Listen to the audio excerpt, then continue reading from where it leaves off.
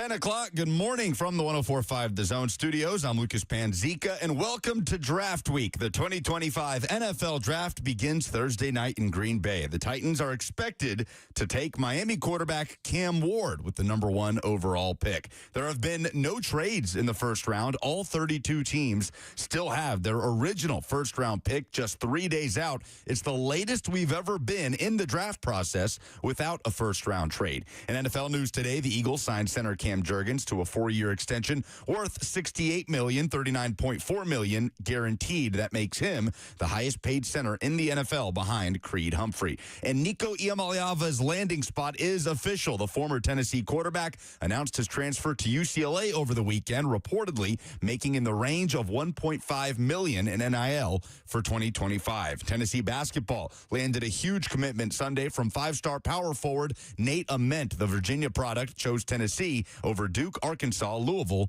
and Kentucky. For all your foundation repairs and waterproofing needs, visit USSTN.com. Breaking news at once on your home for the Titans and Vols. This is 104.5 The Zone.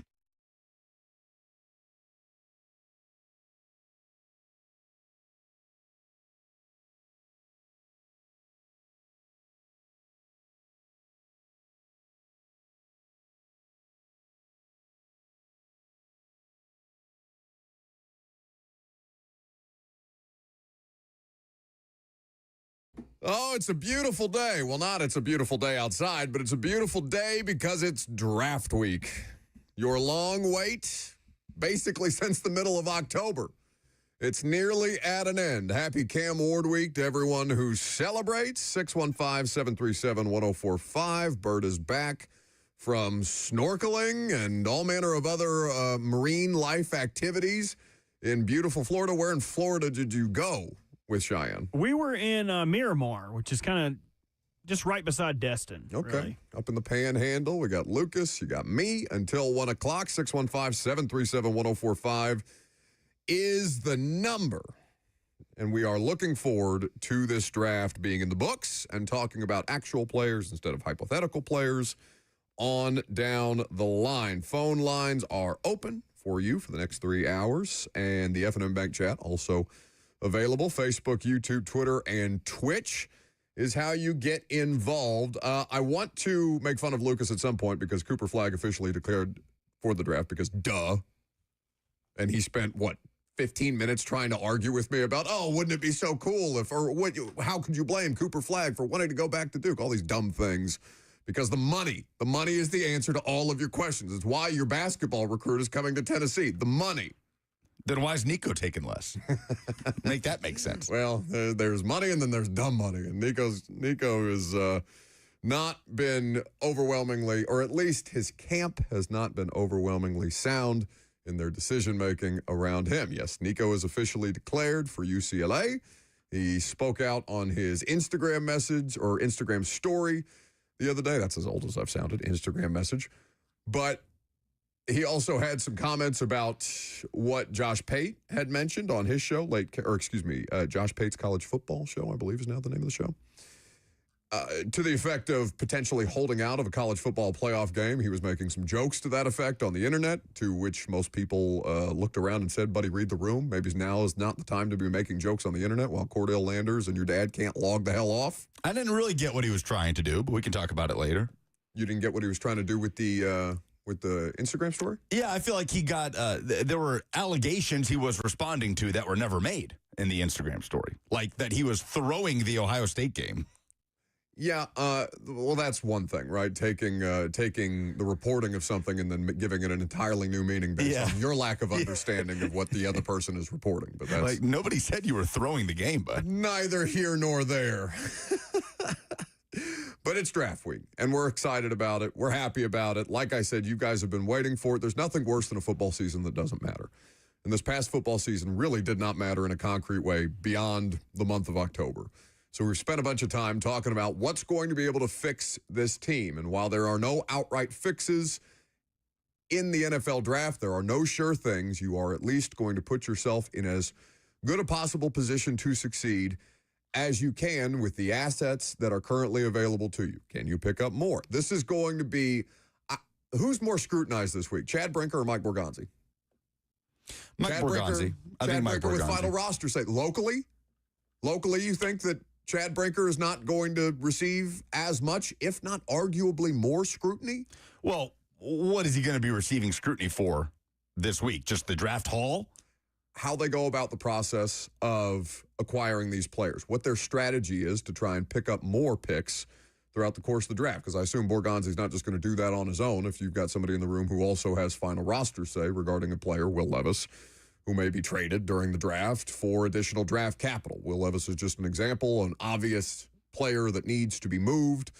All manner of different things. Borgonzi, I think, is still on house money. Brinker is the one that I think is more people are looking around. Maybe the visceral nature of the Chad Brinker Rand Carthon situation has passed by for most fans, but I don't know. If you're talking about people who need to get this right for the sake of their jobs, I'm looking at Chad Brinker more than I'm looking at Borgonzi. Yeah, but nothing matters more in terms of getting it right than the number one overall pick. And we all kind of know where they're going with the number one overall pick, and there's hope and optimism with what they're going to end up getting with the number one pick, which is where I disagree with you about last season not mattering. It was dreadful. They did not matter in the grand scheme of things and how the 2024 NFL season played out. But if last season gets them a franchise quarterback, then last season mattered very, very much.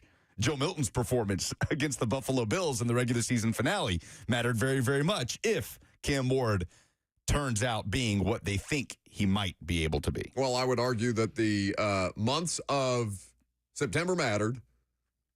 About half of October mattered. November didn't. December really didn't. And then it came down to the last week of the regular season in January, where you're praying and begging and hoping and wishing for Joe Milton to go out and beat the Buffalo Bills that week, and also you need to lose to the Texans. Like, it didn't matter until it did again for the race to the bottom or the top, however you want to view this thing, for the number one overall pick. But I understand your meaning. The stuff that is going to take place after Cam Ward, the prioritization of needs versus, as they've said in their own words, letting the draft board speak to them. Brian Callahan's influence on the proceedings. How much is he involved? Obviously, he's involved. He's the current head coach. But on the pecking order, he's soundly, I guess if you consider Amy at the top, he's soundly fourth as far as people's input, who matters in the middle of all this. And beyond, how many owners do you think are going to impact? Like, if you just had to take a guess out of 31 owners, because Green Bay doesn't have one, how many owners do you think are going to undermine their front offices this week because they just want a player and it's their team? This stuff happens all the time. And in Tennessee, you don't necessarily have to worry about it, because fair to assume that Amy's on board with the number one overall pick, and can't imagine she's too concerned about, I'm sure she's somewhat concerned about 35 or what happens in the fourth and everything after that. But I'm looking at Woody Johnson. I'm looking at all kind of different ownership groups that are going to be in the draft room on draft night. And while best made plans or best laid plans can be put together by front offices and coaching staffs and scouting and the rest of it, all an owner needs to do is swoop in and say, no, I want that guy. I don't think it matters as much this week in this draft, because typically when that happens, unless you're Jerry Jones and you're basically the GM, it's about the quarterback position, right? It's the owner saying, that's my quarterback. That's who I want. It's Bud Adams saying, I want Vince Young, despite Jeff Fisher maybe wanting otherwise. This is obviously not a very quarterback-heavy draft, not a very talent-loaded quarterback draft. So beyond Cam Ward at 1, an owner swooping in, maybe a Woody Johnson at 7, saying, oh, Shadour's here, I want Shador Sanders. And then Justin Fields is sitting there like, oh, what do I have to do to be a starting quarterback and not have to deal with this every training camp in my career? But beyond that, then I don't think that happens this much, because after the top 10, it feels like this could be all over the place. So Diana Rossini actually gave us an answer to your question, how many owners meddle in the affairs near draft time. So this was a quote from her Scoop City episode, I believe, last week, around the 30-minute mark, according to Bleacher Report. I had a conversation with a current head coach about this recently, how many owners are truly involved on that pick, and we are estimating probably around 13 or 14 involved with the draft heavily, said Rossini. So maybe it's not an outright, hostile to, well, I guess it's not a hostile takeover, because, again, it's their team, so they can do what they want with it. But if you're talking about a hostile takeover of the draft room, there are plenty of people, maybe names that you don't necessarily think about. Obviously, the obvious ones are Jerry Jones and We brought up the Jets owner, Woody Johnson, but there are so many different owners who start to tinker and meddle with their own product because they think that they know based on sitting in meetings or film evals or whatever the case may be, 30 visits, what have you, flying down to meet players, flying around to meet players, whatever. They think they might have a pretty good feel on it. And they think, yeah, I'd rather have that guy as opposed to this guy. I can't imagine Tell me I'm wrong. The frustration of having Jim Irsay at pick 14 saying, no, you want to pick this tackle, but I want to pick this safety. Mm-hmm. So that's all. It's all a part of life in the NFL. And so as we get ready to approach what has become more important as of late for Titans fans, the offseason, the transaction season, as opposed to the actual football, there are so many different things that can come into play that can impact the future of your franchise.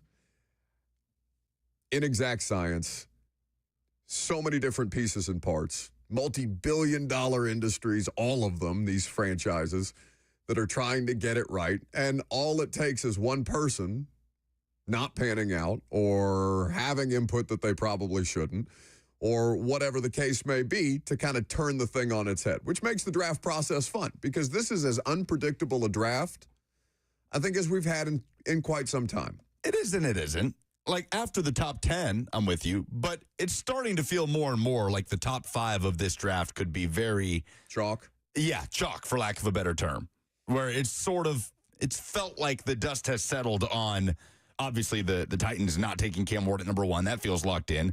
The Browns taking a quarterback at 2 feels like Travis Hunter is the pick. Feels like it's Abdul Carter at 3. And then everybody has written almost in pen for New England the tackle out of LSU. They have no choice. And for Jacksonville, the defensive lineman out of Michigan. Don't overthink it. So it feels like... Although I would hate, if I was a Titans fan, to see Jacksonville catch a wild hair and draft Ashton Genty. We'll see what happens there at 5. Again, Mason Graham has been one of the more commonly mocked players to one place, Jacksonville at 5. So does the draft start at 6 with Vegas maybe taking Genty? Or, I mean, where does the draft really start? And what could be the most interesting wrinkle that an owner could swoop in and take over? Would it be John Mara? That's what 2? I'm thinking, because it makes all the sense in the world for the New York Giants to just take arguably the best player, the most talented prospect in the draft, if he's available at number 3, which we expect to be Abdul Carter at this point, assuming we go Cam Ward 1, Travis Hunter 2.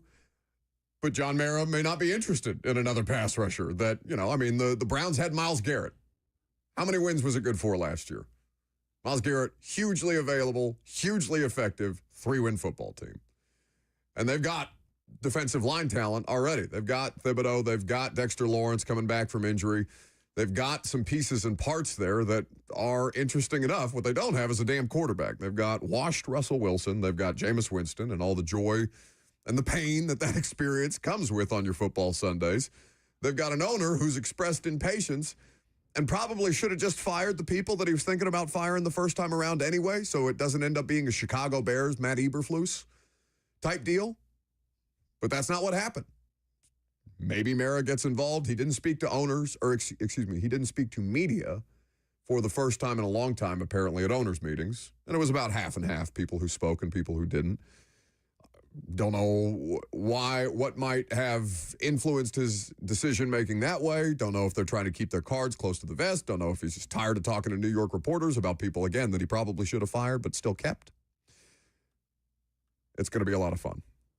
615-737-1045 is the number. I want to pose a question to you because I saw a very sad story about Justin Blackman, the former Jags wide receiver, over the weekend. And given that it is the NFL draft and given that it is an imperfect science, you don't have to tell Titans fans how tough a time you can have in the talent evaluation and acquisition process. Which NFL player did you think was a sure thing that crashed out tremendously? 615-737-1045. Hell, you could pick a Titan if you wanted to from these last 3 drafts. We can do that coming up next.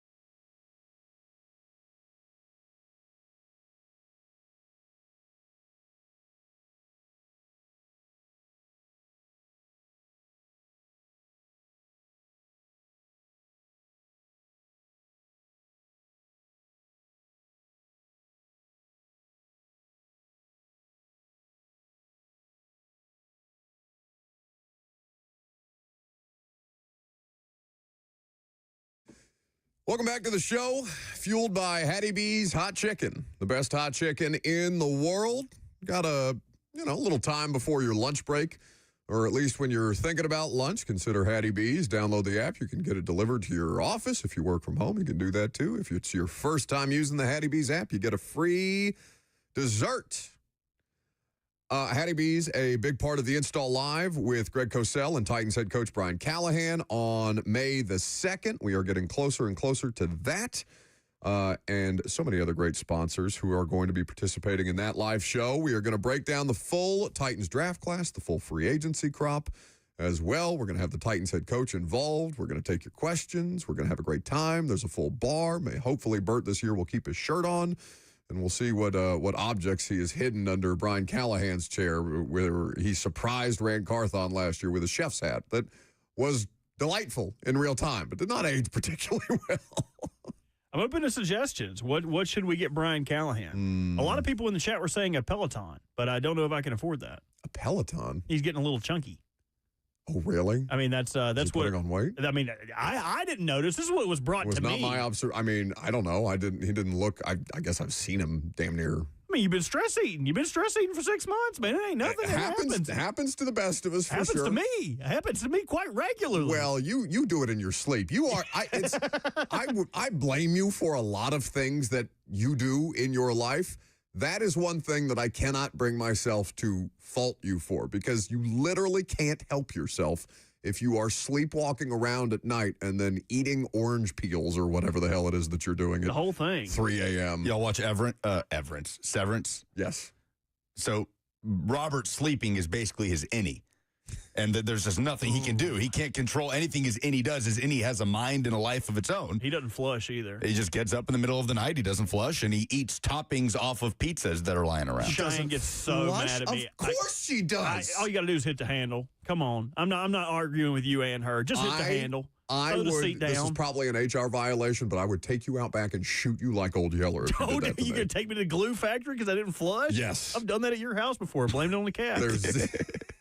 You got really good cats. Do they learn how to poop in the toilet? Apparently you can teach them. I think that, that's very cruel what they're doing to Brian Callahan. I hadn't noticed a weight gain, but the internet is always there for you in support. We are going to get into players that we thought were sure things in the NFL draft that just went the complete opposite direction. And there's a story that comes to mind. It's a former AFC South player that caught my attention this weekend, caught the country's attention, the football-consuming country's attention this weekend for just how poorly things have gone for him since he was drafted. I'm not mistaken, the number 4 overall pick, going back about 10 years, number 5 overall pick. Just insane. But we'll take your phone calls first on this draft week if you would like to get involved. Titans fans very excited about it. 615-737-1045 is the number. How about Andrew? Hey, Buck, Lucas, how you doing? Good.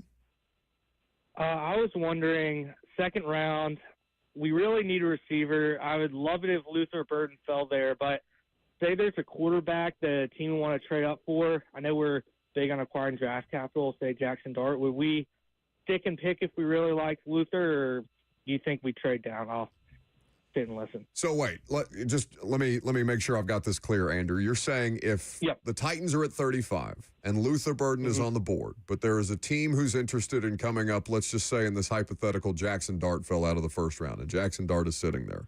Do I think that they're so in love with Luther Burden that they would not move off the pick? That's your question? I guess it'd be more theoretical. If they were to like Luther Burden a lot, would they be more enticed to get a third-round pick, or would they stay and just stick and pick if they really like Luther Burden? I know it's theoretical. No. It's a hypothetical, you mean, but I appreciate the call. It's a very plausible scenario, right? Sure. Sitting there at 35, and not just Burden, but, how many mock drafts have we seen with both Burden and Egbuka available at 35? The Ohio State receiver. It's very plausible that you're there at 35, and there's A, a quarterback, and B, multiple wide receivers that many teams would be willing to trade draft capital to go up and get. I think that they just gut feeling, an educated guess, that if there was an opportunity to add a third-round pick in the draft, especially a high 3, then this team would be okay passing on one of those wide receivers for the opportunity to later add a wide receiver that can still be meaningfully productive within the system. It may not be the name brand wide receivers that you're talking about, and I know a lot of people are, Kyle Williams stands now because of his connection with Cam Ward going back to Wazoo. There's just, you try not to, the thing that I would caution football fans against every year is don't get married to one name, especially in something that is as wide-ranging and has so many variables as the NFL draft does. So if that scenario, if that hypothetical was to play out and Titans fans, a contingent of them are up in arms because what do you mean? We traded back when Luther Burden or Ibuka are on the board. You idiots. We need a wide receiver. You need to help this rookie quarterback. Just breathe.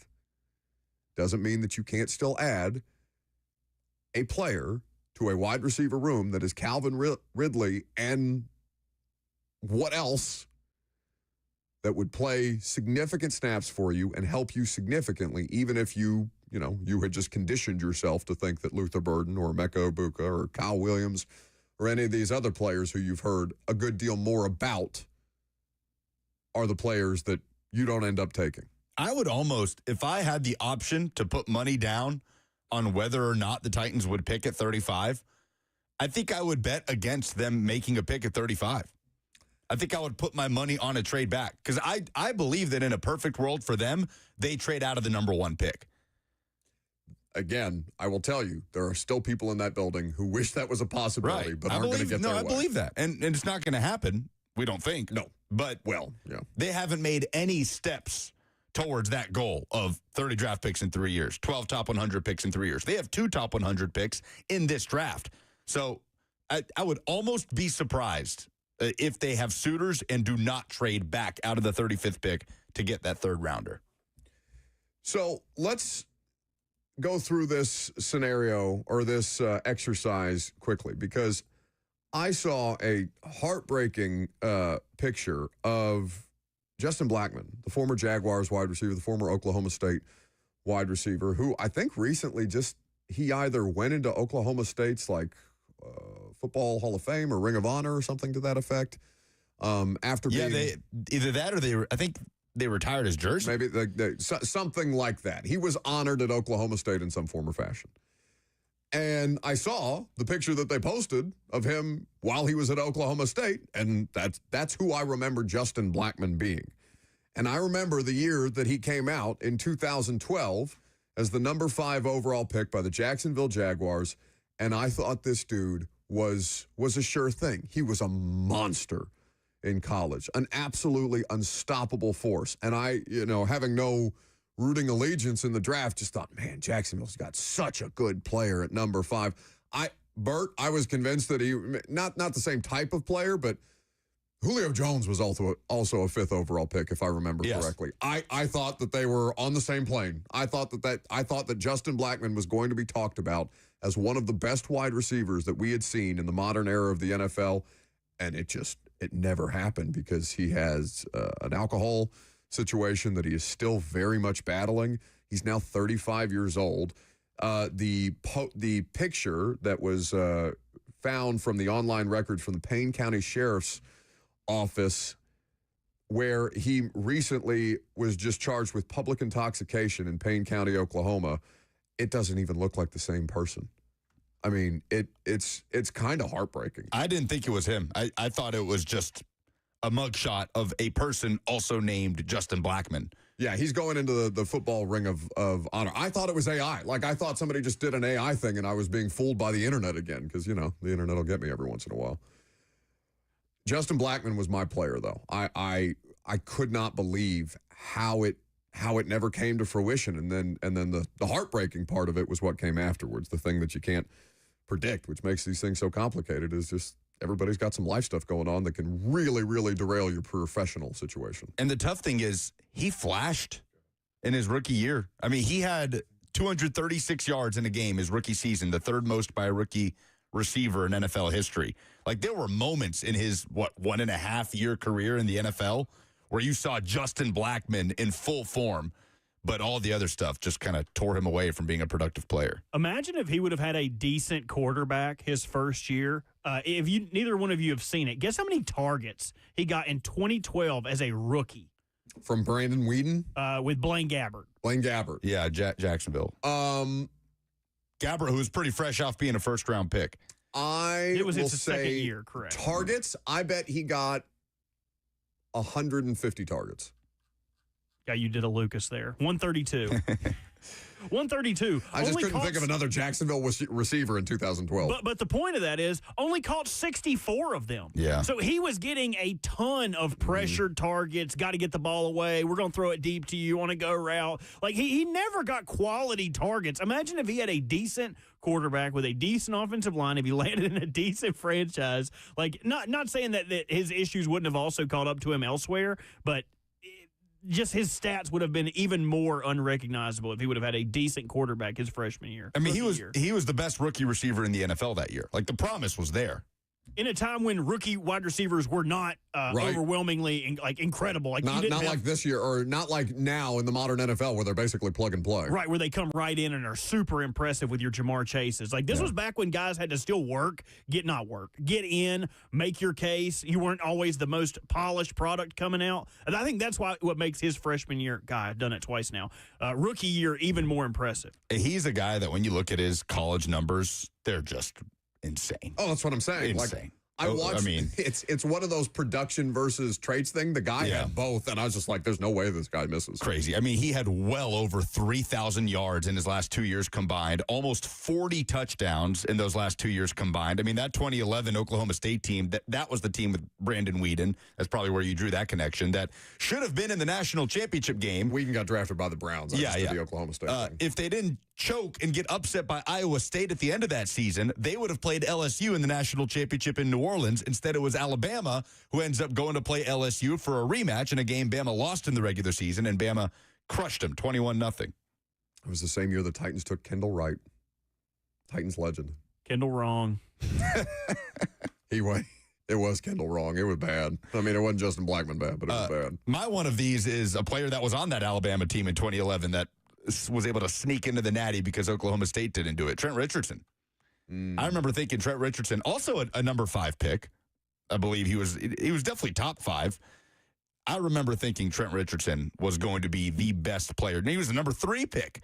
Goodness, to Cleveland in 2012. And then he got traded for what? What did he? What? A first-round pick. Was it? But it wasn't just a first, right? It was.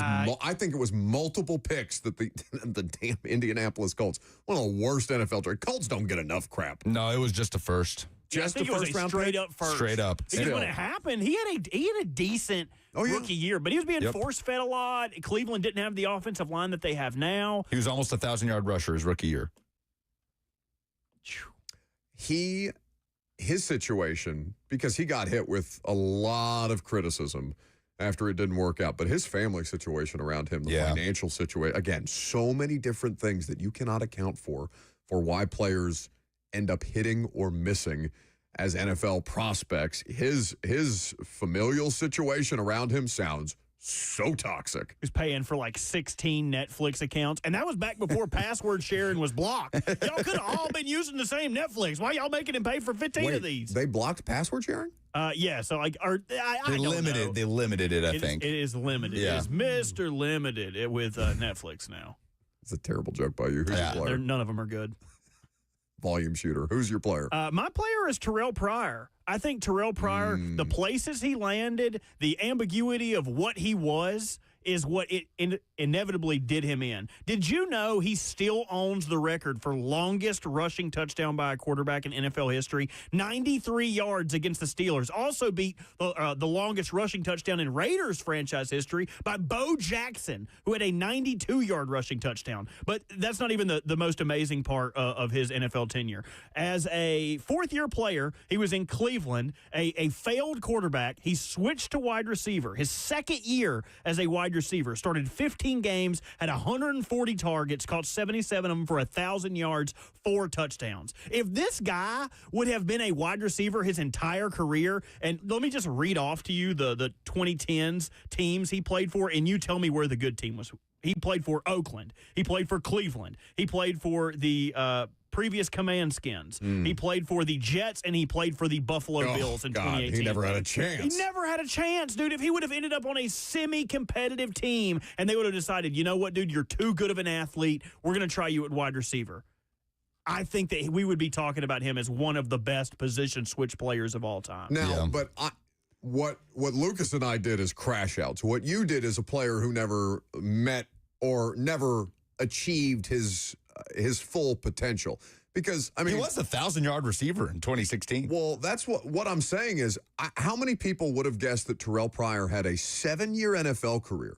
That, to me, makes him a success, Bert. He's a supplemental draft pick, wasn't he? You weren't even a regular draft pick. Yeah, he was a third-round pick in the supplemental draft. My point is that he was still incredible. He could have been excellent, yeah. But never realized those heights, was never given the opportunity to do that. That's also a really hard thing to gauge, right? When there are those expectations on a player and they end up having almost a decade in the league, how do you call that a bust? It's really hard for me to do that. But in a lot of cases, it is with the expectations that gets placed on some of these players. Like a Tanahill is a great example of it. Oh, yeah. No, Ryan, because I saw a tweet. It had to have been later in the evening on Saturday. By the way, many thanks to Becky Macco here at The Zone, who got Lucas and I last-minute tickets to the Pinnacle. It was my first time at that venue to see Jack White just absolutely melt our faces off. Yeah. It was sick. It was awesome. Great venue. But I was walking home after the concert, and I just happened to be scrolling Twitter, and I saw one of those tweets where it gives you the prompt of, who are you defending? Which NFL player are you defending against all odds? And I tweeted a video that I had on my phone of Ryan Tannehill's last game with the Titans, because I think Ryan Tannehill gets an awful rap, even though he had one of the worst playoff games I've ever seen in my life for any team and any quarterback ever against the Cincinnati Bengals. I think Tannehill gets a terrible rap just because people decided they were going to define him by that one moment. Ryan Tannehill, as a first-round pick, ended up having a wildly successful NFL career. I know he's been out now. This is coming up on 2 seasons, potentially, if he doesn't get another job. But he's in the league for 12 years. It was a successful career. Oh, yeah. Yes. Wildly successful. I'm starting to think championships, but it was a successful career. I mean, for him, that 3-year stretch where he was as efficient, I won't say he was as good or as talented as Mahomes or Allen or Lamar or anything, but he was as efficient as any player at that position.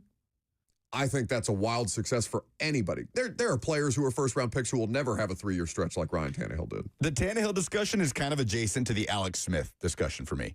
Because Tanahill, number 8 overall pick, had a successful career. Alex Smith was the number 1 overall pick. Didn't pan out in the way you would want in the place that drafted him. Same for Tanahill. But ended up having a good career. But for a number 1 overall pick, what is that expectation next to the long career that he actually had? There's similar conversations to me. 615-737-1045 is the number. How about Chris in Lebanon?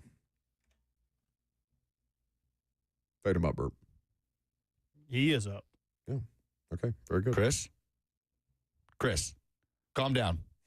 Chris, okay, get him off. Very passionate about that. Did you dump that? The thing he said about leaked through.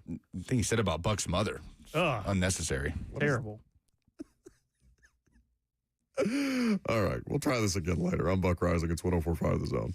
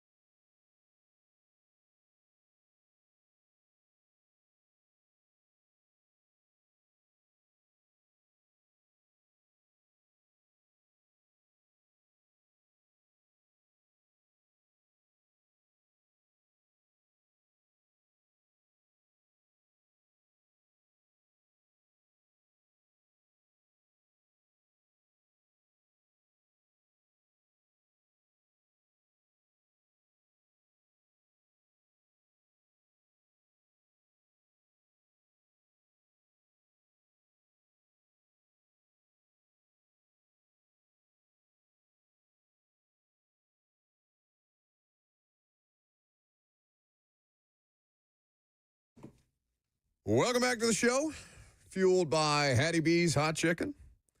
All right, we'll try Dylan in Hermitage and see if he brings it a little better. I've been very disappointed with the callers for basically the last month. I need you guys to do a lot better, all right? Especially this dead air type of stuff.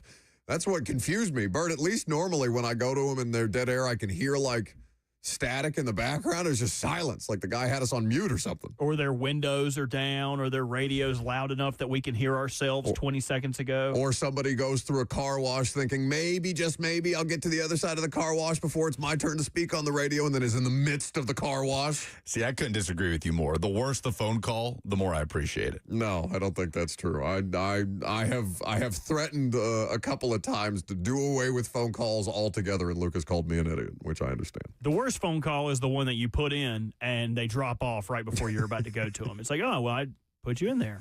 All right, so we'll see if Dylan and Hermitage can do any better. Good morning, Dylan. Good morning. So I know it's been a while, but I'm going Jamarcus Russell on this. Won the national championship and then went to first pick overall, and I believe it was 18 touchdowns and 23 interceptions is his career stat. Thanks for the call, Dylan. I don't believe Jamarcus Russell did not win a national championship. No, he got drafted in the 2007 draft. LSU won the national championship in the 2007 college football season. Right. Like they won the national championship basically immediately after he got drafted. Now, he was on that team that won the championship in 2003 under Saban. I don't recall. I don't think he really played for that team. But he was a freshman, maybe a red shirt in that 2003 team. So technically he does have a national championship ring at LSU. We were doing that based off of players you thought were sure things in the NFL draft that just crashed out tremendously. Mine was Justin Blackman based on this weekend's recent news. And speaking of news, Vols fans got to be feeling pretty good on the heels of the Nico situation and the disappointment of that. Nate Ament, I think is how I pronounce his last name, is a top 5 recruit. He just committed to Tennessee on Sunday. He is a 6'10" wing from Manassas, Virginia. He picked the Vols over Duke, Kentucky, Arkansas, and Louisville. He didn't even sniff Indiana, which bothers me for personal reasons. But the fact that Rick Barnes, Lucas, as far as I know, the talent profile of Rick Barnes' team, this is the best recruit I think Rick Barnes has ever landed at Tennessee. Yeah, I would say so. Now, he had that stretch run. Josiah Jordan-James was his first 5-star recruit that he acquired. And then he kind of had that stretch when he got Kennedy Chandler and he got Keon Johnson in there, Jaden Springer, all one-and-done guys. But this, I think, is the biggest recruiting win of the Barnes era at Tennessee, especially given who he went up against to land Nate Ament. And Rick Barnes has been doing this, rightfully so, ever since Kevin Durant played for him at Texas. He has used Kevin Durant to his advantage for years in recruiting both out of high school and in the portal. It was a big piece of how he got Dalton Connect to come over to Tennessee. Like, he has used it time after time after time. But Nate Ament, his game resembles Kevin Durant's game more than any other player Barnes has landed in that time. And he even references it in his statement. Nate Ament said, Coach Barnes sees me as a one-and-done type player. He's done it before with Kevin Durant. He sees me as that kind of guy for his program. I built a great relationship with the coaching staff. I trust them a lot, and they have big goals for me. He went on to say, ultimately, it was the best place for me and my family. I was looking at the portal and rosters for next season, asking how would I fit in with teammates? How much can I trust the coaches I am talking to? He said, I feel like we'll be a national championship team. We're going to go on that kind of run. The coaches told me they plan to use me as an offensive weapon and then develop my defensive side. They don't assign me a position. They joke about it, but they just see me as a player. I can do everything on both ends of the floor. I saw a comment that confused me from S-Dot on YouTube, where you can live stream the show, Facebook, YouTube, Twitter, and on Twitch. He says, Nate Ament's commitment shows these young guys really don't care about winning anymore. And he goes on to say, Ament will immediately regret it. He's supposed to be a one-and-done player, and Tennessee doesn't produce those, which is accurate. They don't send guys to the league after just 1 year, at least in the Barnes era, really. Well, they send them to the league. I mean, none of them have taken over the league, but, of the one-and-dones, Kennedy Chandler got drafted, Keon Johnson, Jaden Springer, if you include the portal guys. Dalton Connect obviously was a top 15 pick. So, no, they are sending them to the league. Now, which one is most successful to this point is another question. For Tennessee, the most successful one-and-done is Tobias Harris, and that's going back to the Bruce Pearl era. He played at Tennessee in the 2010-2011 season.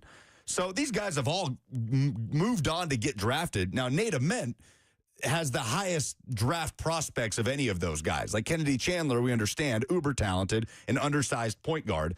Nate Ament is projected right now as a top 5 pick. He's projected as a lottery pick in 2026. Oh, sure. I guess I'm confused by the comment because he picked Tennessee over, again, Duke, Kentucky, Arkansas, and Louisville.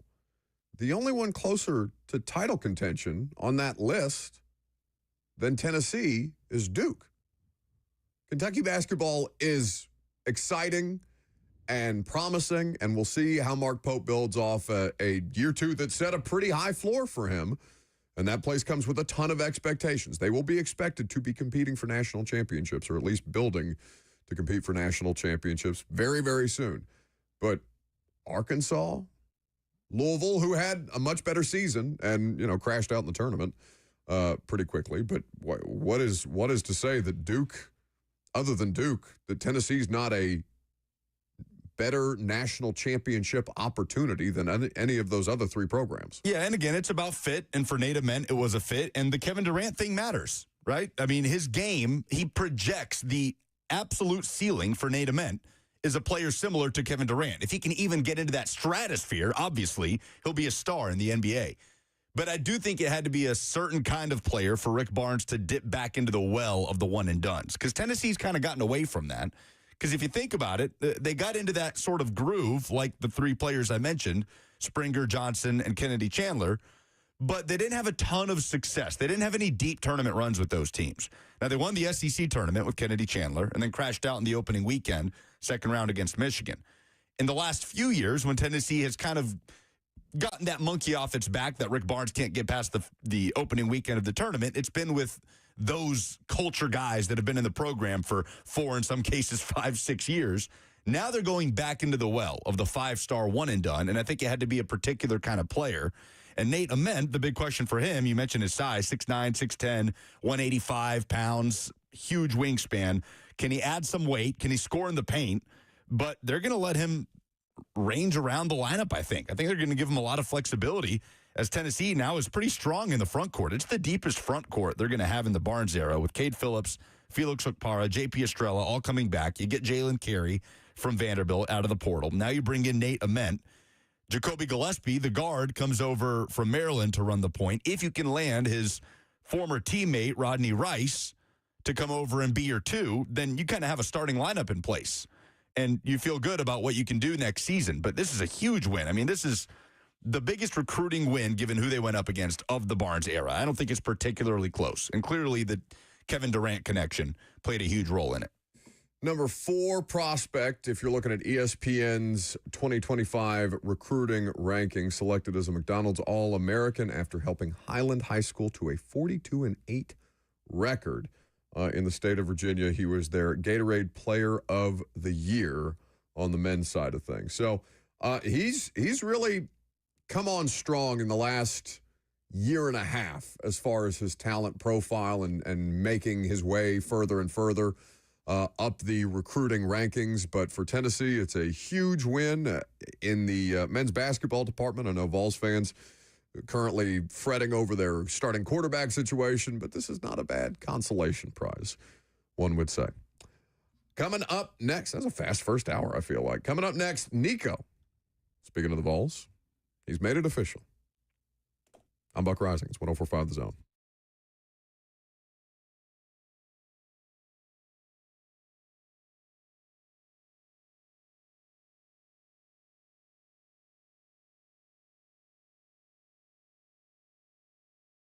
Speaking of basketball, you want to hit the buzzer beater with your retirement goals as opposed to not beating the shot clock. Trajan Wealth is there to help you work through their strategic wealth management solutions if you're somebody who's feeling a bit uncertain about your financial situation. A lot of us have dealt with financial uncertainty at some point in our lives. And no matter where you are or how old you are or how far along in your family you are, you want to make sure that you're protecting yourself and protecting them with a proper plan in place. You want to make sure that you're safeguarding your financial future, and that's exactly what Trajan Wealth is there to help you with. Preparing for the future means having a good plan and making smart investments. Trajan Wealth offers tactical investments that focus on long-term core capital preservation. So give Trajan Wealth a call today to learn more at 615-270-5000. That's 615-270-5000. Or visit them online at TrajanWealth.com. Advisory services offered through Trajan Wealth, LLC, an SEC-registered investment advisor. This is a paid advertisement.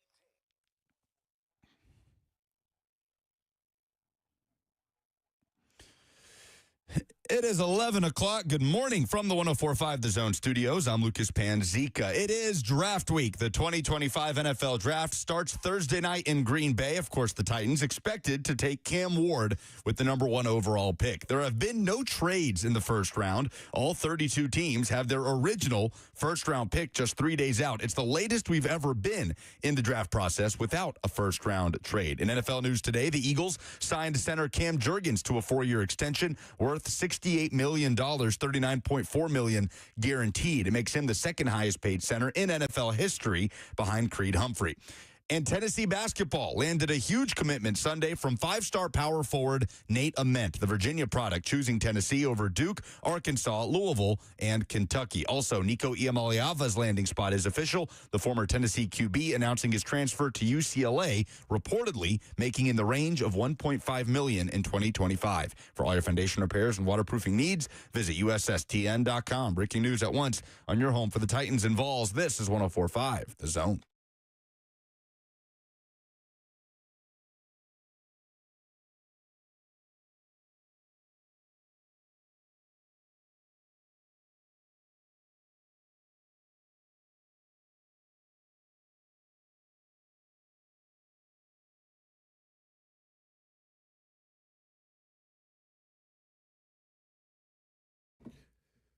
Nico Iamaleava has dominated the coverage here locally and in a lot of places around the country that's fascinated with the first college football hold-in turned spring transfer portal person trying to take advantage of his circumstance. And now we have an official landing spot. We knew that this was heading in that direction, but there was a lot of different things that had to be done, apparently, as they tried to continue to hold out for as much money as humanly possible to just try and even get back to the $2.4 million ballpark that they were making as a camp from the University of Tennessee. So Nico Iamaleava is officially going to be the UCLA quarterback. And that was official on his Instagram account, where he posted a jersey swap of him in that UCLA blue, white, and gold. His statement in the Instagram comments: first and foremost, I want to thank my Lord and Savior Jesus Christ for his grace, for continuing to bless my family, and for allowing me to live out my passion each and every day. To the amazing people in Knoxville, thank you for embracing and uplifting me throughout my time there. I'll be forever thankful for your support. You showed me every step of the way, and I'll always cherish the relationships I built there and the memories I created with my brothers. I believe with all my heart that I gave my all as a volunteer. I'm truly grateful for the time I had at UT. My journey at UT has come to an end. This decision was incredibly difficult and truthfully not something I expected to make this soon, but I trust God's timing, and I believe he's leading me where I need to be. And it goes on for a few more sentences and ends with hashtag Go Bruins, on and on. So Nico, officially at UCLA, reportedly what? I saw Front Office Sports reported in the $1.5 million range. All right. So he takes a pretty significant pay cut on top of having to pay California state taxes. The Twitter tax pros are suggesting he'll be making about $800,000 to $900,000 in 2025. I mean, my math is not great, famously, but that's damn near 2/3 of your salary that's just gone. Again, would have made $2.4 million in the state of Tennessee this season if they had stayed put. So that conclusion is finally drawn with Nico and UCLA, and that will likely conclude our Nico portion of the coverage. I mean, you can bet there will be an eye over there in Westwood with what Nico does or doesn't do in the 2025 season. Oh, sure. And we'll get to that once we get to the college football season. But I'm sure there's Nico Iamaleava and Nicky Iamaleava and Cordell Landers fatigue from the vast majority of people within the sound of our voices today. The question now becomes, all right, who the hell is going to play quarterback for Tennessee? Jake Merklinger is the most likely option on the roster. As you say that, Pete Nakos reports that UCLA quarterback Joey Aguilar plans to enter the transfer portal. Okay.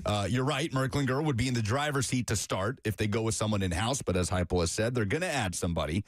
And this felt like the natural progression of things as Aguilar went to UCLA to make $1.2 million. UCLA is not in the business of paying backup quarterbacks over $1 million, so it makes sense that the former App State quarterback would hit the portal.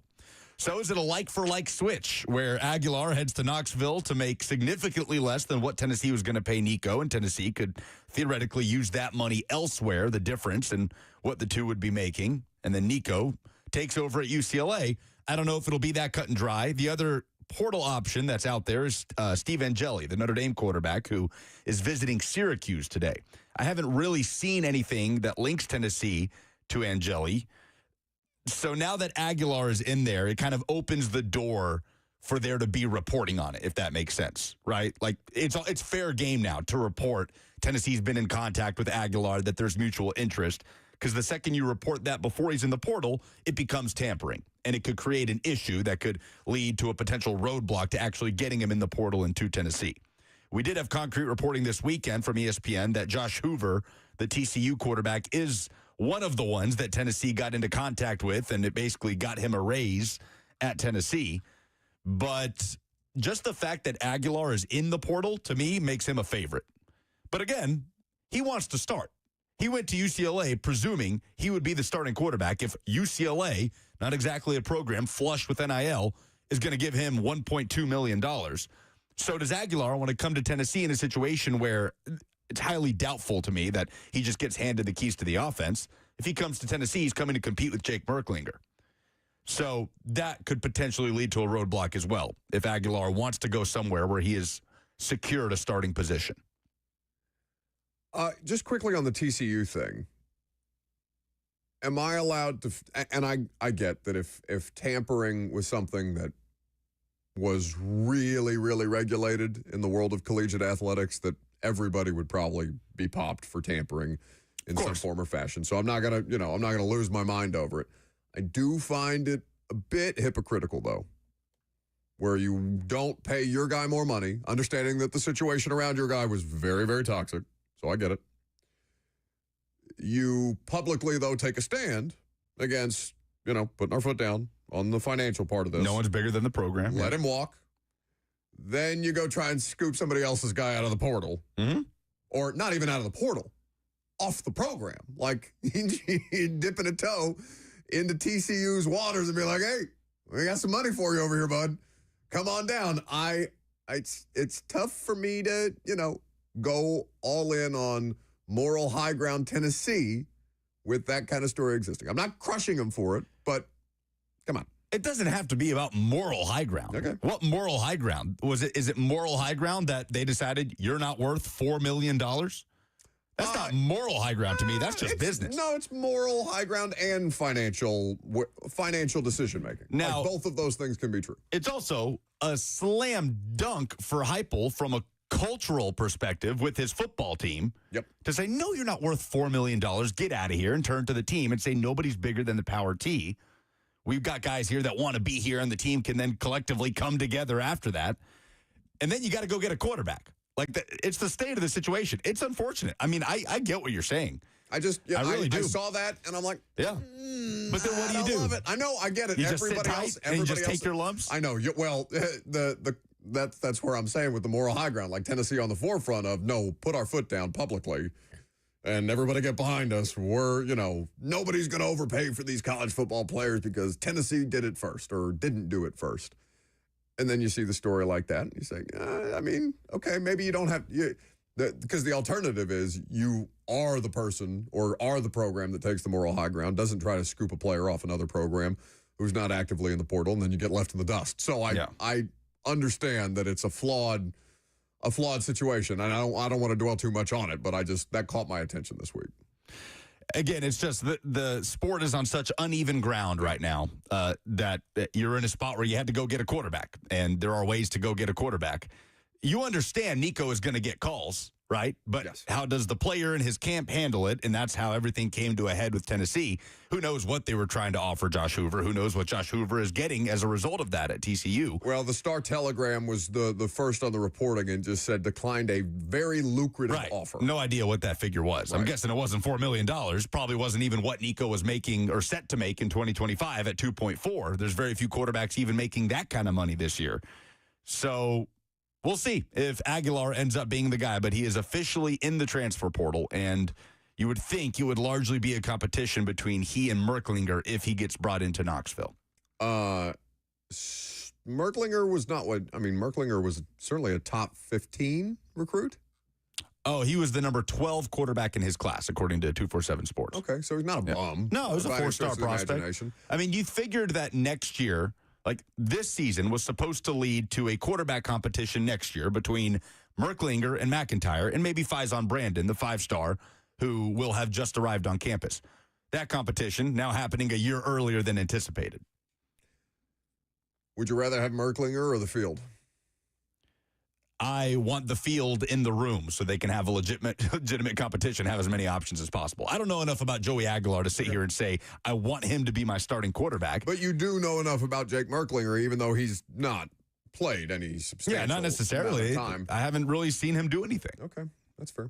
I just want you want a competition. You want options in that room so you don't roll into 2025 with Merklinger because you have to. You want to roll with Merklinger because you won the job over not one but two different players that are pushing for it. But I mean, the other side of that is, I mean, you may still end up having to roll into the season with Merklinger because you have to, because the transfer portal options are not ideal. Yeah, for sure. And at this phase. And Aguilar could have options. I mean, again, if there's a team out there that maybe will pay a little less than Tennessee, but ensures he'll be the starting quarterback, who's to say that, you know, it's not this slam dunk that Aguilar will be crawling on his hands and knees to Knoxville just for whatever cent Tennessee can give him. I assume he's already made some money from UCLA that they can't take back. So it's an interesting situation. Would your opinion on Merklinger change if he became widely known as Jake Turdslinger? Now, Merk Slinger has been the nickname that's already lame. popped up. I think that train has left the station, though, is what I'm saying. Nobody wants the Turdslinger nickname? Turdslinger is badass. It sounds like that's you.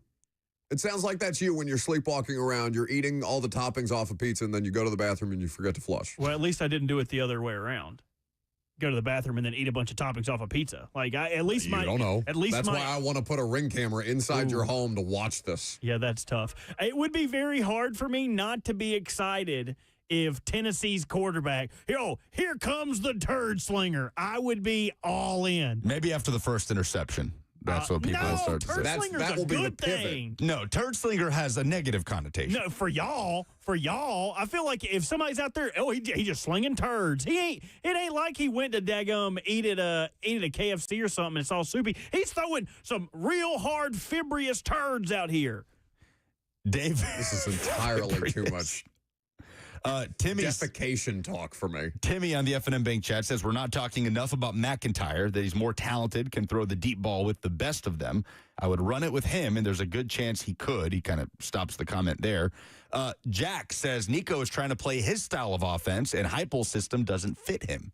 Well, that's what they tried to get out with afterwards, when they knew damn well that he was going to be the head coach, and that was going to be the offensive system, even before they started renegotiations on his NIL compensation. So we will see what becomes of McIntyre and Merk Slinger, not Turdslinger. Well, Merklinger is just a hard name to have to devise a nickname out of. I just gave you an A+ one. But McIntyre, nobody agrees with you. McIntyre doesn't have a cool enough, like, what would his nickname be? Reba? Oh, here comes Reba. Mac. No, see, there's already a Mac. That's a better nickname than Turdslinger. We just go call him Mac. Yeah. Yeah, that guy's going to be riding the bench his whole life. You got to get a cool nickname if you want to be a star. Go ahead, tell Coach Mac that. Go ahead. Coach Mac has cool nicknames. G-Mac feels like a pretty natural nickname. G-Mac is more like that sounds like what Mac would be called if he was a grandfather. Oh, come here to G-Mac. That baby's got motorcycle bend. I don't know that McIntyre will be ready to take this starting job from year one. I mean, I think there's a lot of work to do from a weight standpoint there and coming over from Brentwood Academy to the SEC. But we'll see. I think he'll be given every opportunity.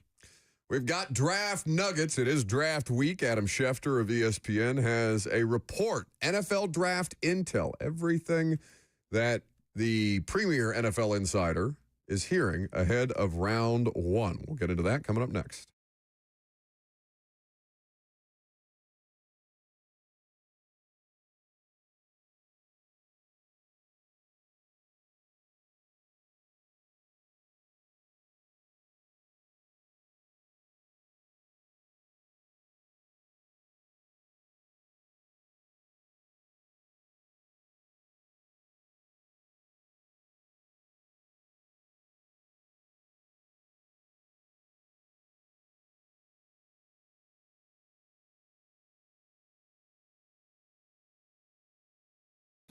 Fellas, listen up. If you're tired or you're dragging, things aren't working like they used to, and maybe you're thinking, well, that's just getting older. No, doesn't have to be that way. That's why I want to tell you about the Tennessee Men's Clinic, because these guys don't do guesswork. They make it happen. Real science, real treatments, no gimmicks, no online quick fixes that just leave you frustrated. Online pills are too expensive and generic to just not work, and sometimes that's the case. At Tennessee Men's Clinic, their medical providers build a plan around you, your body, your goals, and what it takes to get you back to feeling like yourself again, whether it's testosterone, ED treatments, stuff most guys don't even know exists, and trust me, it works. Have you seen or heard their new ad about Stanley the Cowboy who lost the fight against low T and ED? Look, fellas, this local team loves to have fun, but they are experts when it comes to treatment. So go to the TennesseeMen'sClinic.com today to find out more information and to book your opponent or your appointment. Again, that's TennesseeMen'sClinic.com at 615-208-9090.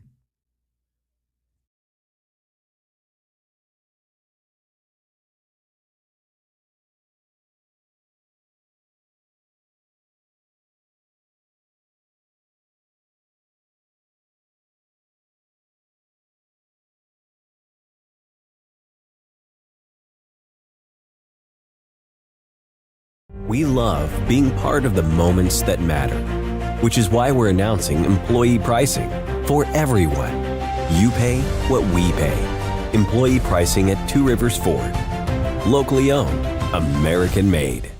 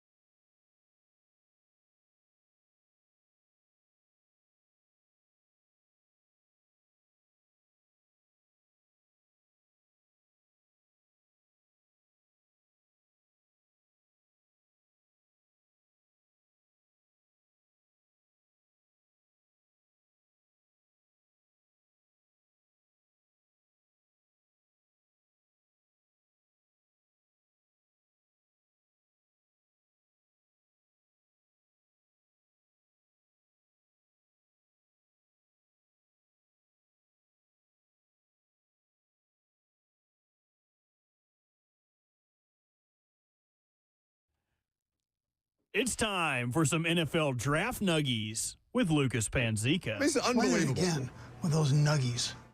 It's draft week, and you're just going to waste people's time with a minute and a half of this damn MSNBC music. It was 20 seconds. That's not it's true. the exact same amount of time we always do. I'm going to time you two. I'm going to hold my phone with the timer up to the camera so people can see that I'm not insane, that you've just been dragging this music out longer and longer every time we do the headlines. Well, in addition to this supposed dragging out, you're taking another 20 to complain about it. So instead of letting us talk about all these draft nuggies that Adam Schefter gave us today. Explain it again with those nuggies.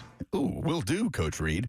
So we'll start with the Titans nuggies before we move on to some of the big picture draft stuff. And we start with a very big picture statement from Adam Schefter, who says it's easy enough to figure out the top picks in this draft. Cam Ward expected to go to Tennessee with the top pick. Travis Hunter and Abdul Carter are expected to be gone by New England's turn at number 4. But that's where it gets murky. And this year might be murkier than any other in recent memory. Multiple teams have said the player who will be drafted at number 10 is the same quality as the player drafted at number 32. It will be about each team's preference. But in the opinion of multiple personnel people, there is not a tremendous amount of difference. So pull up any mock draft right now and look at the player mocked at 28. That guy could go at 12 and vice versa, and we should not be blindsided. I mean, people are still going to be surprised because they've been following the same mock drafts for week after week after week at this point. We think like we feel pretty confident, and to your point, as you said in the opening of the show, like basically till 6, where the Raiders could draft somebody behind Geno, could add players around Geno, and the rest of it could go sideways. But, I mean, Schefter's alleging that New England at 4 is where it could start to get murkier, even though there is no scenario in which I can imagine the Patriots not taking Will Campbell, the offensive tackle, out of LSU, just because they have no choice. Their offensive line is so bad. It's so bad. The wide receivers are arguably worse. I don't know which is the worst unit for the Patriots this year. I guess it's the offensive line since they have Stephon Diggs coming off an ACL injury, but still. So, I mean, but that tracks with everybody that we've talked to, all the draft evaluators. Anytime you speak to a coach on something to the effect of, well, there's not that many actual first-round caliber, first-round grade players in this year's draft class. And in any given draft, you'd be lucky to get 16, like half of the first round being truly first-round grades. And this year, it's just not that. It's a tough year to need a quarterback if you're not Tennessee. And everything else, it's just subject to the team's draft boards that we don't have access to, a la, Denver or Atlanta last year. Interesting nugget here from Schefter. In the trade discussion, as we've mentioned, we're 3 days out, and every team still has its original first-round draft pick. That's never been the case this late in the process. So Schefter says one of the biggest reasons for the lack of movement is what evaluators perceive to be the lack of blue-chip quarterbacks. For most teams, there is not a quarterback outside of Cam Ward worth trading up for. He does say the Browns inquired about the possibility of trading up from number 2, and the Giants at number 3 were even more persistent in their efforts to try and trade up for the top pick with Tennessee. The Titans have resisted those overtures and are expected to hold on to their pick. I've not seen reporting with that kind of phrasing, that the Giants were persistent in their efforts to go up to 1 and the Titans resisted those overtures. Well, it depends on what the overtures were and whether the juice was worth the squeeze. To be cliche, if you're Tennessee, because you're trading up for a franchise quarterback, and what's the biggest question that you would have had if they traded back? What do you mean? The thing that you've repeated each and every time when we've talked about a world where there's not a Cam Ward wandering around in the Titans quarterback room. And the world plays quarterback. Yes, thank you. That's your bit. But, I mean, we have heard that New York's desperate, and there was reporting, it was loudest in the weeks after the combine, which it usually is, because they'd missed out on Stafford at that point in time, where they'd made an overwhelming attempt to meet Stafford's monetary demands, and Los Angeles just decided at the end of it, no, we're good. We'll get him back for a lower figure, and We'll ride things out. He's in a better spot here. We're in we are in a better spot here. Easy for me to say. But I guess that just Tennessee's resistance to New York's overtures is the detail there that you are focused on. And that makes sense. By the way, we got a pre-draft press conference tomorrow. Yes. At 1 o'clock. Right at the end of the show. Brinker, with Borgonzi, with Callahan. So perhaps we will ask if there are, any last minute thoughts about potentially moving it, or are you just going to do this quarterback and let us all move on with our day at 7:15 that evening? That'd be great. A few more nuggets here from Adam Schefter in regards to a potential trade involving the Titans. But first, a reminder to tune in to hear Titans Radio's award-winning coverage of the first round of the 2025 NFL Draft starting at 6 p.m. Thursday on 104.5 The Zone. You'll hear every selection and analysis that you can't get anywhere else with Rhett Bryan, Amy Wells, Ramon Foster, Coach Dave McGinnis, and the new voice of the Titans, Taylor Zarzer, live from the Titans Draft Party at Nissan Stadium. Titans Radio draft coverage is presented by Farm Bureau Health Plans, making health coverage easy since 1947. Schefter goes on to say a team looking for more firepower on Friday night will be the Titans, who, in a bit of irony, don't have a third-round pick thanks to Mike Borgonzi. As we know, over a year ago, he was the assistant GM for the Chiefs and a central figure in the L'Jarius Sneed trade that cost the Titans their 2025 third-rounder. Now, Schefter says Borgonzi has been hired to help build up the Titans roster.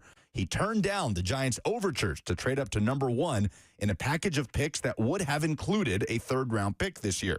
Now he'll have to see if he can find a way back into that round. So, unsurprisingly, Schefter says look out for the Titans to trade out of 35. Yeah, that makes sense. Now, what can they package along with 35?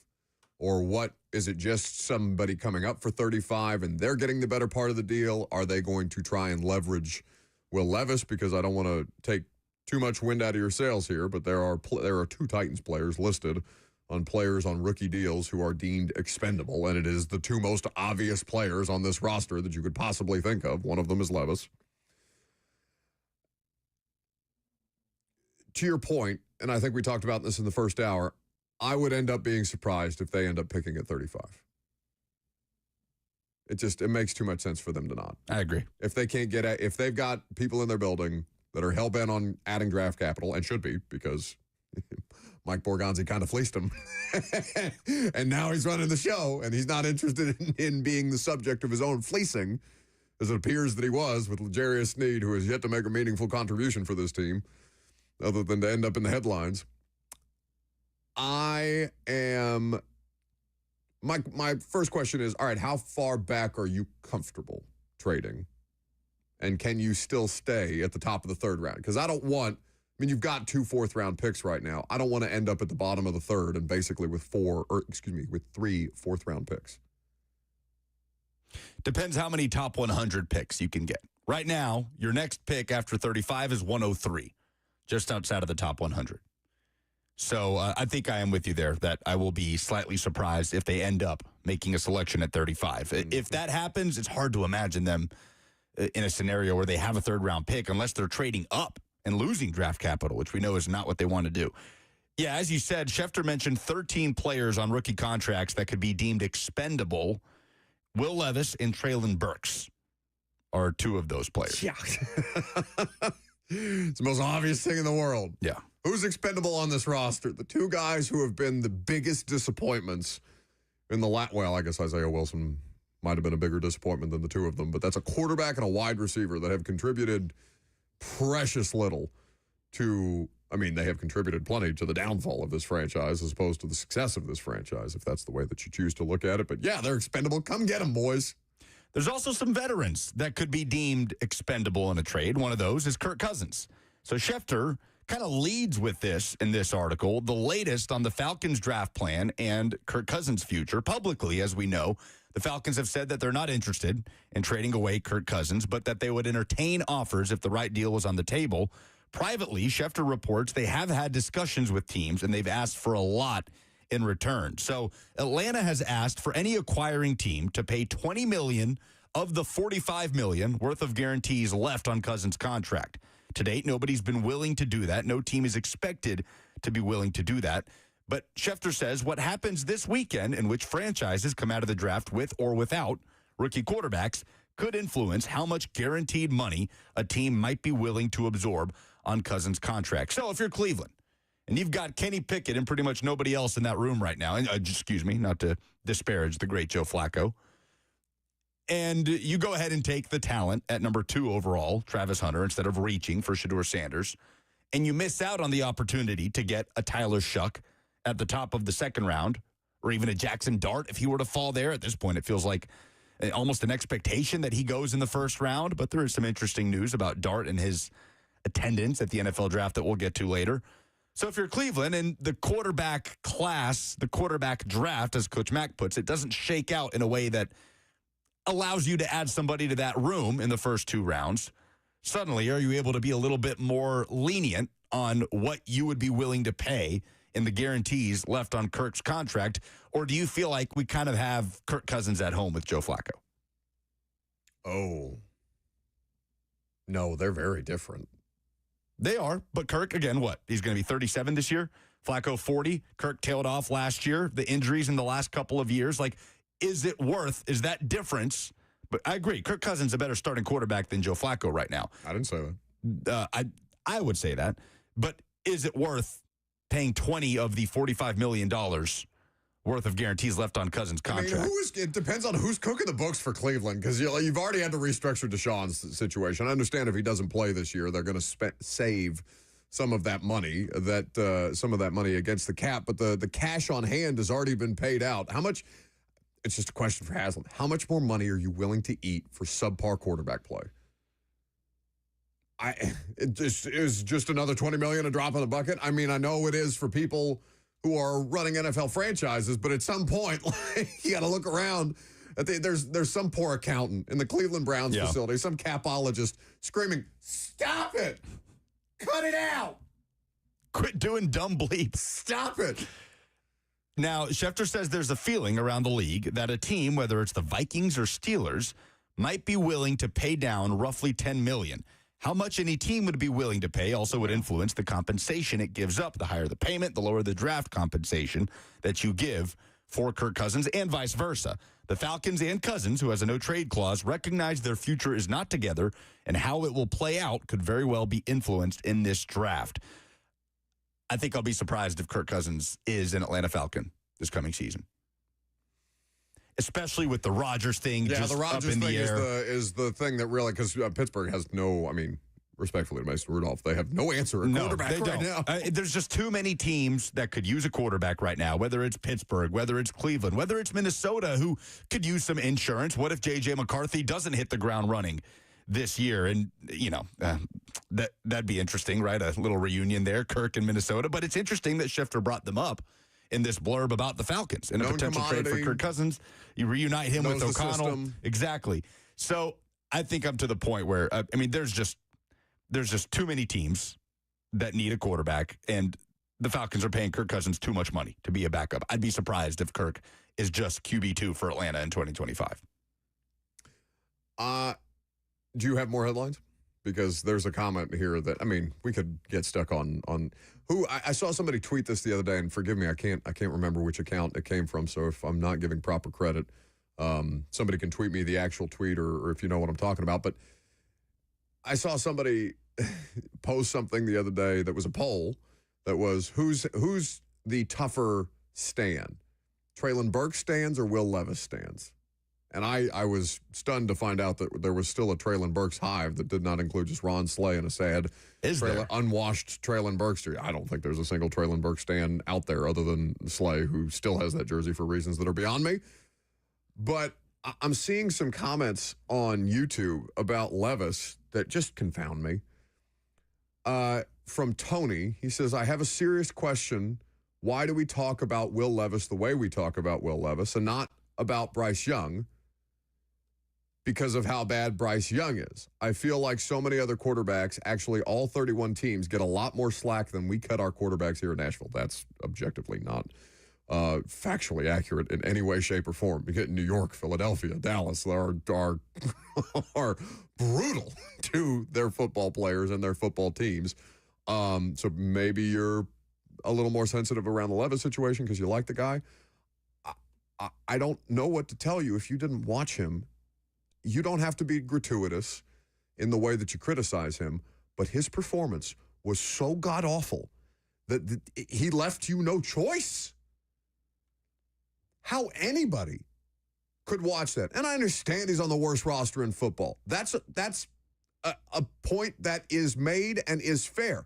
He also did the worst possible things at the worst possible moments almost every single time in ways that completely confounded a coaching staff who, while maybe they're not the best in the world or still trying to figure it out, and Brian Callahan, and we'll see how much better he gets with Cam Ward as far as the coaching of it goes, but completely confounding his coaching staff because he was fine in the meetings.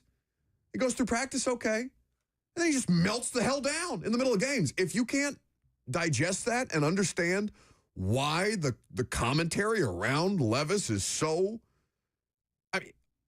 harsh, it's just reflective of the things that he did on the field. It also ignores the back half of the season Bryce Young had last year. Bryce Young was great. The Panthers feel okay about their quarterback, not to mention a far better college quarterback and prospect than Levis, and the number 1 overall pick is just going to get more rope. It's just what it is. But and now you're in a position because his play, he earned it. The thing that Will Levis earned is a spot on the damn bench because he was such a disaster. 18 individual turnovers en route to 34 as a team, which is tied for the league worst with Cleveland. Would Cam Ward get drafted before or after Will Levis if Levis was coming out in this draft? Ooh, that's a good question because Levis still at the high end of physical traits. Yep. He's bigger. He's got a stronger arm. Again, can I say push? Projected as a top 5 pick and obviously I would have taken so if this was just all things equal, and let's just take last year's draft, for example. I would have taken Cam Ward before I took J.J. McCarthy. I saw Cam Ward do more and elevate his game more, and he's more battle-tested than J.J. McCarthy was. I would have taken Cam Ward over J.J. McCarthy. Where'd McCarthy go, 12? Yeah. No. 10. Nick's was 12. 10. So, yeah, I would have Cam Ward, fine, at 10 over McCarthy. Levis. Cam Ward unquestionably a better college quarterback than Will Levis. Had more success in college than Levis. I think Cam Ward would still have been a higher draft pick than Will Levis if all things were equal. Okay. Well, quickly on the way out here, Schefter brings up the Derek Carr stuff. This is a weird situation on Derek Carr. He's got the shoulder injury. It just kind of came up out of nowhere.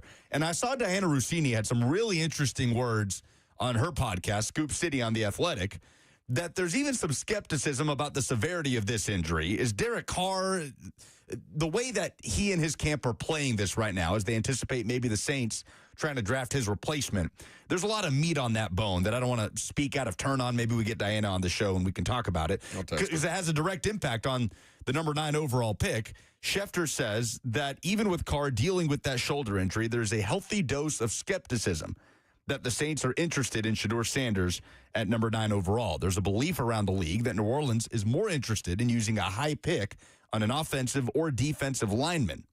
The belief is they want to draft a quarterback, just maybe not at number 9 and maybe not Sanders. One personnel executive said, quote, "I don't think New Orleans is taking Shedeur. I think they're hot and heavy on Jackson Dart. But do they want to spend the number 9 pick on Jackson Dart?" So interesting stuff around the Saints at number 9 and around the Steelers at 21. Schefter reports the Steelers had not been planning to draft a quarterback in the first round. They also were not expecting Sanders to fall out of the top 10. Now everything seems to be on the table, and you've got Aaron Rodgers going, maybe I'll retire, which at this point I thought we would have had Rodgers to Pittsburgh official. And if he on April... So did they, by the way. Exactly. And if he's on April 18th, whatever it was, on Pat McAfee, talking about, maybe I retire. At what point do you just say, all right, man, just you do your thing. We're good here. I still think he plays football for somebody in 2025. But whether it's at the start of the season, the start of training camp, start of OTAs, I don't know. Jackson Dart. He's no longer attending the NFL draft. I'm going to give you some details on why and what it might mean coming up next.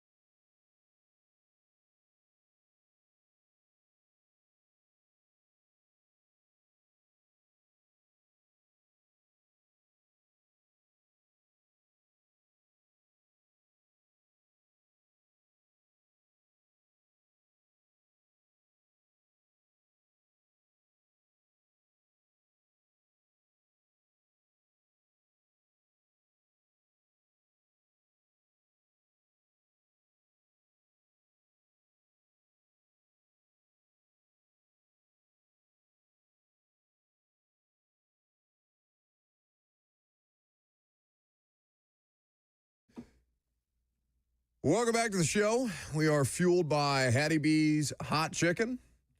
So Jackson Dart was initially one of the players that was invited to attend the NFL draft, and it sounds like he had intended to do that. Now, the latest reporting, and I'm getting this courtesy of Mike Florio of NBC, is that he has decided to stay home on draft night after previously accepting his invitation and evaluate when he's likely to be selected.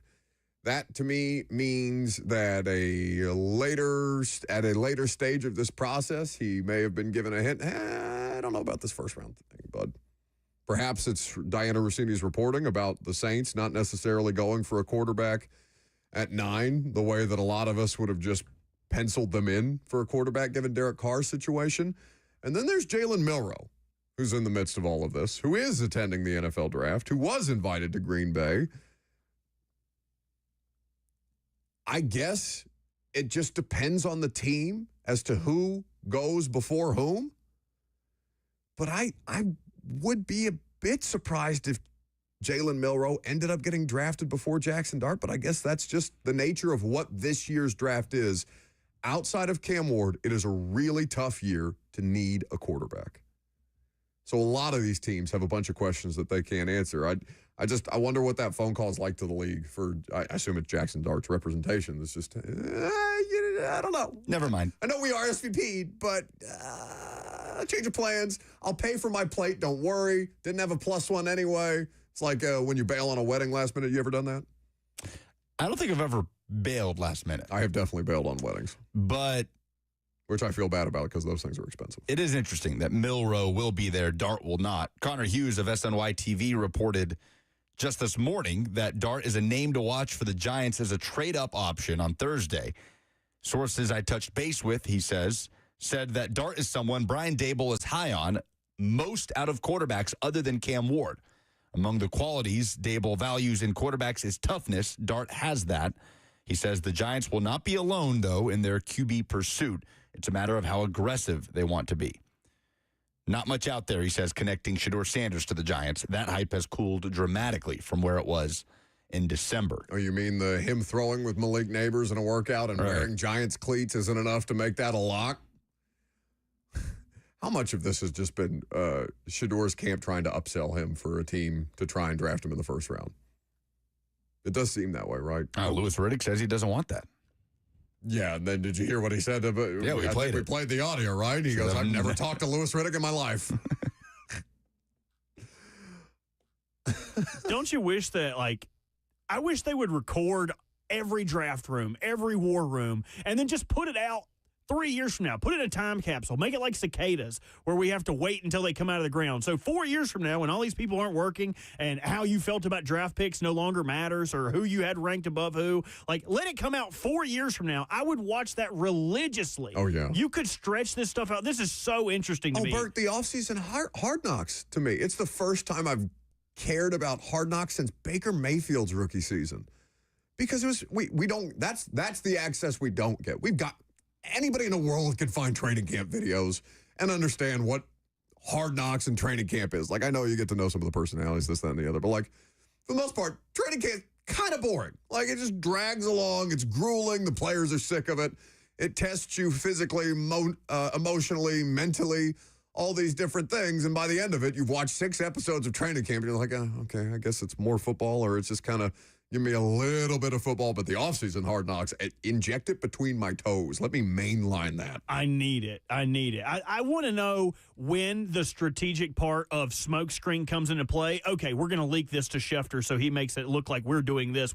That is fascinating to me, because we never really get answers about why we're doing this. Or in the Trey Lance draft, why were you so swayed? They'll say it in quotes and articles, but I want to see it. I want to know. I want to know what your board looks like. I want to know who you have black dots next to as I can't draft this player, whether medicals. I could watch this stuff all day. Lucas was like, this morning, almost over with. That is the saddest day for me. When it's over? The day after day 3 and you're in the 7th round and you're realizing that you don't know who any of these cats are and you have to wait a whole nother year for this. That is the worst. It is the day after Christmas, except for all your gifts are opened. You have nothing new to look at. That's the saddest day. Oh, see, that's the happiest day for me. When it's finally done and we can actually talk about these players and I can go to rookie minicamp and watch these players and not spend time spinning my wheels over and over and over again trying to answer hypotheticals about who the Titans might pick at 35. No. But the problem with that is everyone's going to win a Super Bowl. Everyone's the best player we've ever drafted. Yeah, everyone is a starter. Everyone that you picked is going to be able to contribute in some way, which is a lie. You know what I mean? Like, at least in the draft, we can come up with fathomable situations. Like, okay, if the Titans don't do this, after they get drafted, similar to Gray last year out of North Carolina, the linebacker they took in the 4th round. Cedric is a starter. Cedric's wearing the green. You know what I mean? I get so tired of that. That is the worst conversation point for me. I would rather talk about hypotheticals about what teams could draft to address what needs than to talk about facetiously, oh, yeah, Cedric Gray's going to start. He's going to be great. And then the dude plays like 11% of their snaps. Never made it on the field. Played a couple of special teams snaps. Was a disaster. Played significantly on defense against the Colts. Got taken for a damn ride on the road at Indianapolis. Yes, I understand your point with that. People are now alleging, or people are unsurprised to hear that I bail on weddings in the chat if I don't find the weddings situation to be sufficient enough. And it is being alleged that I may or may not bail on Lucas's pending nuptials, though I think that's it's like 3 years away from now, right? 2 years. 2 years? Almost exactly, yeah. But you have to get an invite to bail. Oh. I am fascinated. I am so fascinated by open bar or not? Of course, about the back end. That's the only thing that I need to know. Like, the open bar is the only thing that I need to know about your wedding. And you'll be sharing a room with me. That's right. Under zero circumstances. Well, we're going to book you 2 separate rooms, but give Bert the key to your room. I'm just going to wake up and there's somebody eating a pizza with no toppings. It'll be on far too late to bail. It's like the scene in Step Brothers. They're like, don't wake them. No. They'll cause even more of a mess. All the pillows are in the oven. I don't know what we would. I don't know if we're calling it the 2nd or 3rd tier of quarterbacks. What tier are we putting Ewers, Gabriel, Will Howard, McCord? 3rd tier? Oh, I'd say. I would put Ewers. To me, they're all kind of glommed into this 3rd tier behind the 2nd tier, which is mostly Shador, Dart, and Milroe. There are smarter draft people that will be able to give a more nuanced answer to this question, but I just don't think much of Quinn Ewers at all. Yeah. Like, I almost hesitate to put him in the same category as Will Howard or Kyle McCord, even as we're talking about them as prospects, right? Not just as their collegiate production. Prospects. I don't understand why there was any real hype around Quinn Ewers in the first place, especially when you go back and watch some of that. And I'd be lying to you if I spent more than 30 minutes in the entire last 3 months going back and watching Quinn Ewers stuff. But when you watch him, it's just like, And availability is a huge issue. But I don't know why I just have this feeling that one of these guys is just going to pop up as a decent starter at some point. Whether it's Will Howard or Kyle McCord, who just lit the ACC on fire last year. It's just so I don't know. hard. I just when think the hit rate for the first rounders is I under understand. 50%. But this is a draft in particular where it's a lot less about traits, and all of these guys have production on their side year over year over year, and in many cases at the highest levels of college football. So I just get this feeling that one of them is just gonna pop unexpectedly. Yeah, I don't it know. sounds like it's Tyler Shuck. Maybe, and he's got the least amount of production of all these guys, Right. even though he's been in college football for 7 years. Well, I mean, at least that's the way the talent evaluators are talking about him. Right, he might be the traitsiest of that tier of quarterbacks. 615-737-1045, the number. Deion Sanders spoke this weekend at the Travis Hunter, Shador Sanders retirement situation around their exhibition is the word that I'm looking for. And he made some interesting comments about name, image, and likeness that we're going to get to in the final hour. I'm Buck Rising. It's 104.5 The Zone.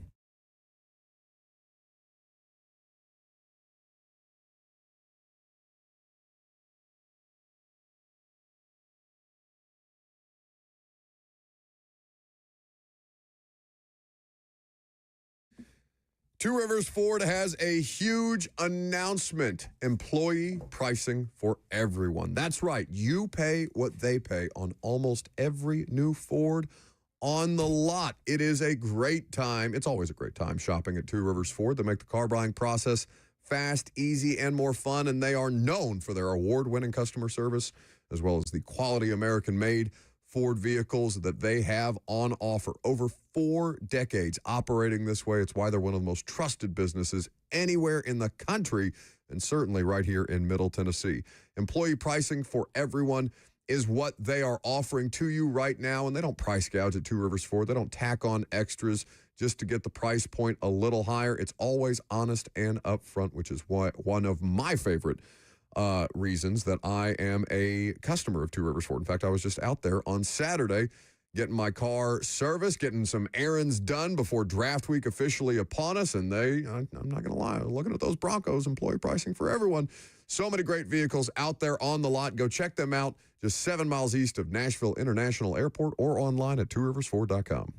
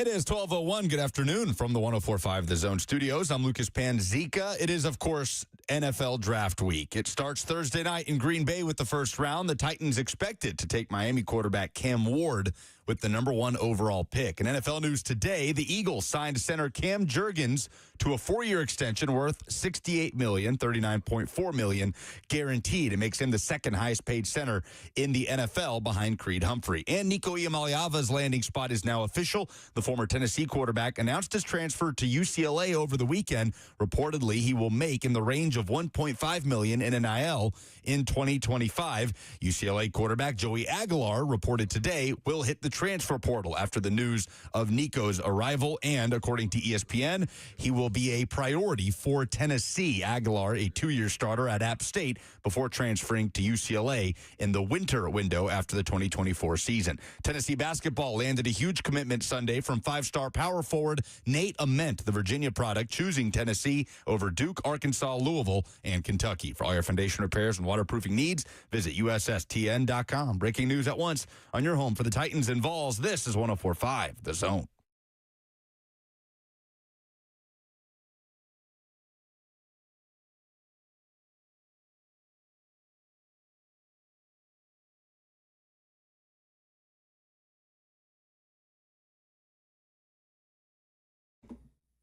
Final hour on this Monday. Happy Draft Week. If you're just now jumping in, we're very excited to have you guys a part of the show today. We're very excited to have you part of the show each and every day. 615-737-1045 is how you get in. Bert, Lucas, and me for 57 more minutes. Just counting the sleeps until you can finally draft this quarterback, Cam Ward, and then you can figure out the rest of your draft situation, which is, I don't know. Maybe we spend a segment on this at some point this week. I would argue it is as important, not more important than Cam Ward, but it is as important. The other 7 picks that come after Cam Ward are as important to me as drafting Cam Ward in the first place. And I'd feel that way about any quarterback that they took this year. Okay, who are you drafting? Who is his help? There's a lot of comparisons for stylistically. I think that's important to say. Doesn't mean that they have the ceiling of the players that they're compared to, but there's a lot of comparison between Patrick Mahomes' style of playing the quarterback position and Cam Ward's style of playing the quarterback position, even though one is physically superior to the other, Mahomes. And I saw some comments earlier in the F&M Bank chat where we're live streaming. You can call the show, 615-737-1045. Somebody said, well, if Cam Ward turns out to be Patrick Mahomes, it doesn't matter who's playing wide receiver. Completely ignoring the fact that Patrick Mahomes at the start of his career had peak Travis Kelce. And, Tyreek Hill had statistically some better seasons after he went to Miami than when he was in KC. But Tyreek Hill was still just an unholy terror for those Chiefs teams. And that kind of lends itself to what we talked about last segment about guys that are drafted after the draft is completed, the dust is settled. How are all these guys going to be as pros? And everyone is exceptional. No one has any flaws. And I think that we're seeing that come to a head before the draft here in a little bit.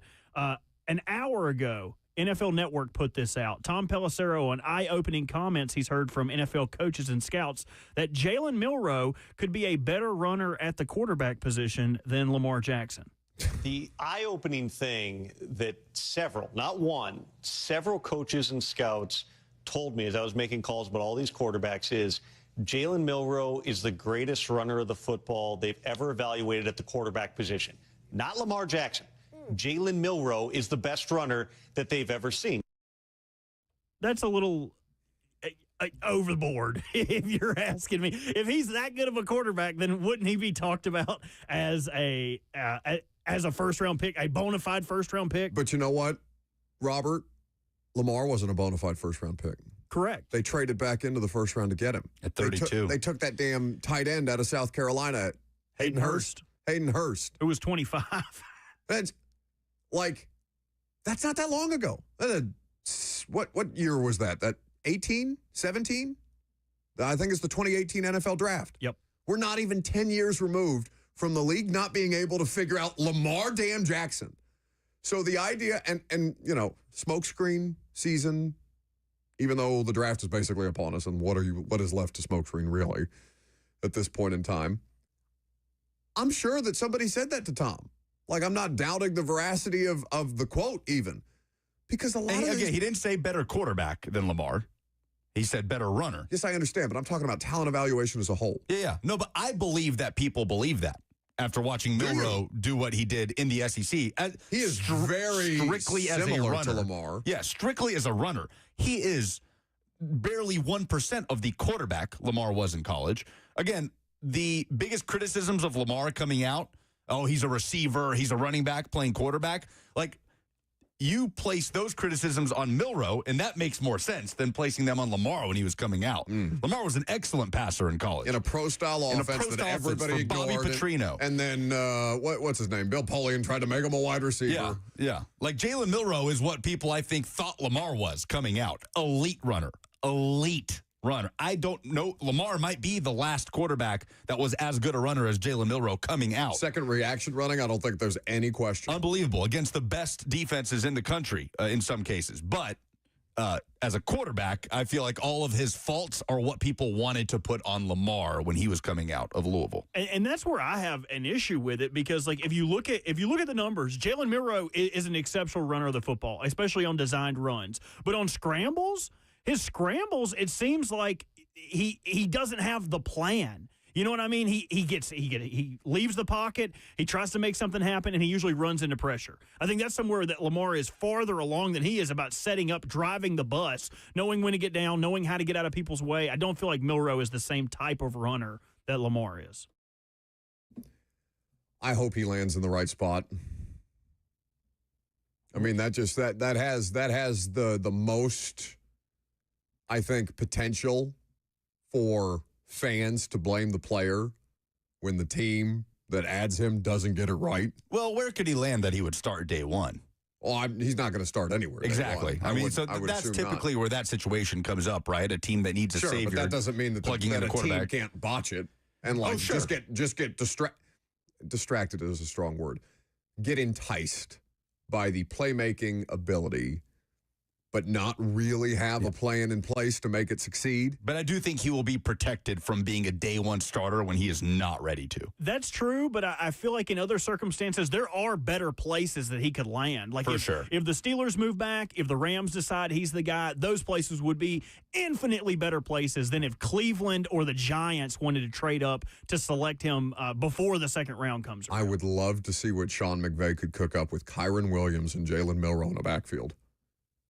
Because their run game is great, and Stafford just doesn't have mobility to give you that additional threat where you're having to defend all 11 on the field. Because every once in a while he'll make watching him run and Flacco run and Roethlisberger at the end. It's just kind of watching like a skyscraper tip over. It's just very slow, very methodical, and then it all comes crashing down when you see Myles Garrett bearing down on you.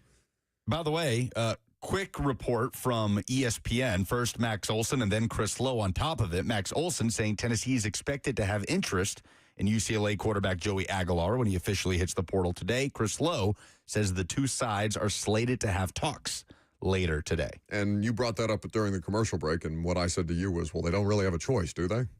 Tennessee? Yeah. No. Options are running thin. The question is, how important is it to Aguilar, NIL, relative to you are our starter if we bring you in here? There are some places now. Would he be?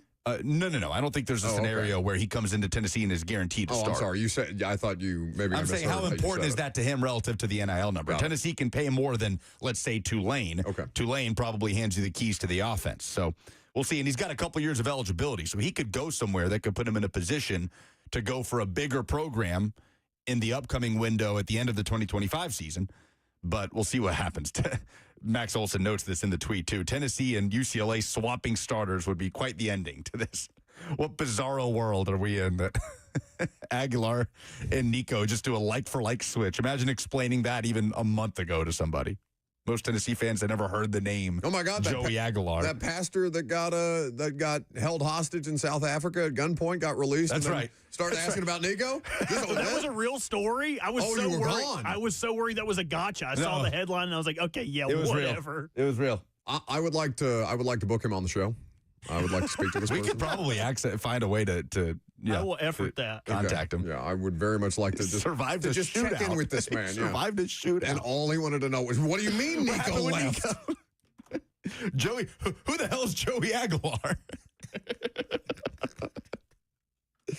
But that's the world of college football right now. Isn't Pate supposed to be on at some point? I believe we're efforting Josh Pate for tomorrow. I'm sure he has a lot of thoughts on this because he was the one who came out and said that Nico's camp threatened to sit out of the playoff game, which Nico addressed in his Instagram post. Well, he didn't really address Not it. really. He got it wrong in addressing it. Yeah, Nobody accused him of throwing a football game. Yeah, he posted, in jest pictures of him talking to teammates before the game and the caption saying, like, me planning to throw the game with a bunch of crying, laughing emojis. Like, who said you were going to throw the game? He said you're throwing the game. What sense would that make? Well, it's just this is not a shot at the level of intelligence with Nico's camp, but reading comprehension does not appear to be a strength with some of the messaging that's been produced by Cordell Landers and his father, Nick. So perhaps some of that lack of attention to detail has trickled down to Nico, where he's defending himself against things he's not actually being accused of. Man, can't wait to see how that turns out. Especially if Tennessee's season goes poorly, it's going to be a fascinating football season here locally from the Titans standpoint with Cam Ward, with watching afar from the Vols situation and how that's going to be running parallel with Nico Iamaleava at UCLA. What would Nico have to do to be a draftable quarterback next year? Like, what does he have to do at UCLA? Quarterback now, but draftable in that, like first round. Right, like a reason to leave college early and not keep making NIL money. That's what I'm saying. Yeah. Like, what would he have to do? How much would he have to elevate a bad UCLA team to come out and not get the feedback that Cam Ward got coming out of Washington State? Now you're a day 3 guy. Okay, let me go back to Miami, make some money, and now he's the number 1 overall pick. No, I mean, Lucas, what he would have to do, and maybe there's nothing that he can do this year specifically to end up in the first round in 2026.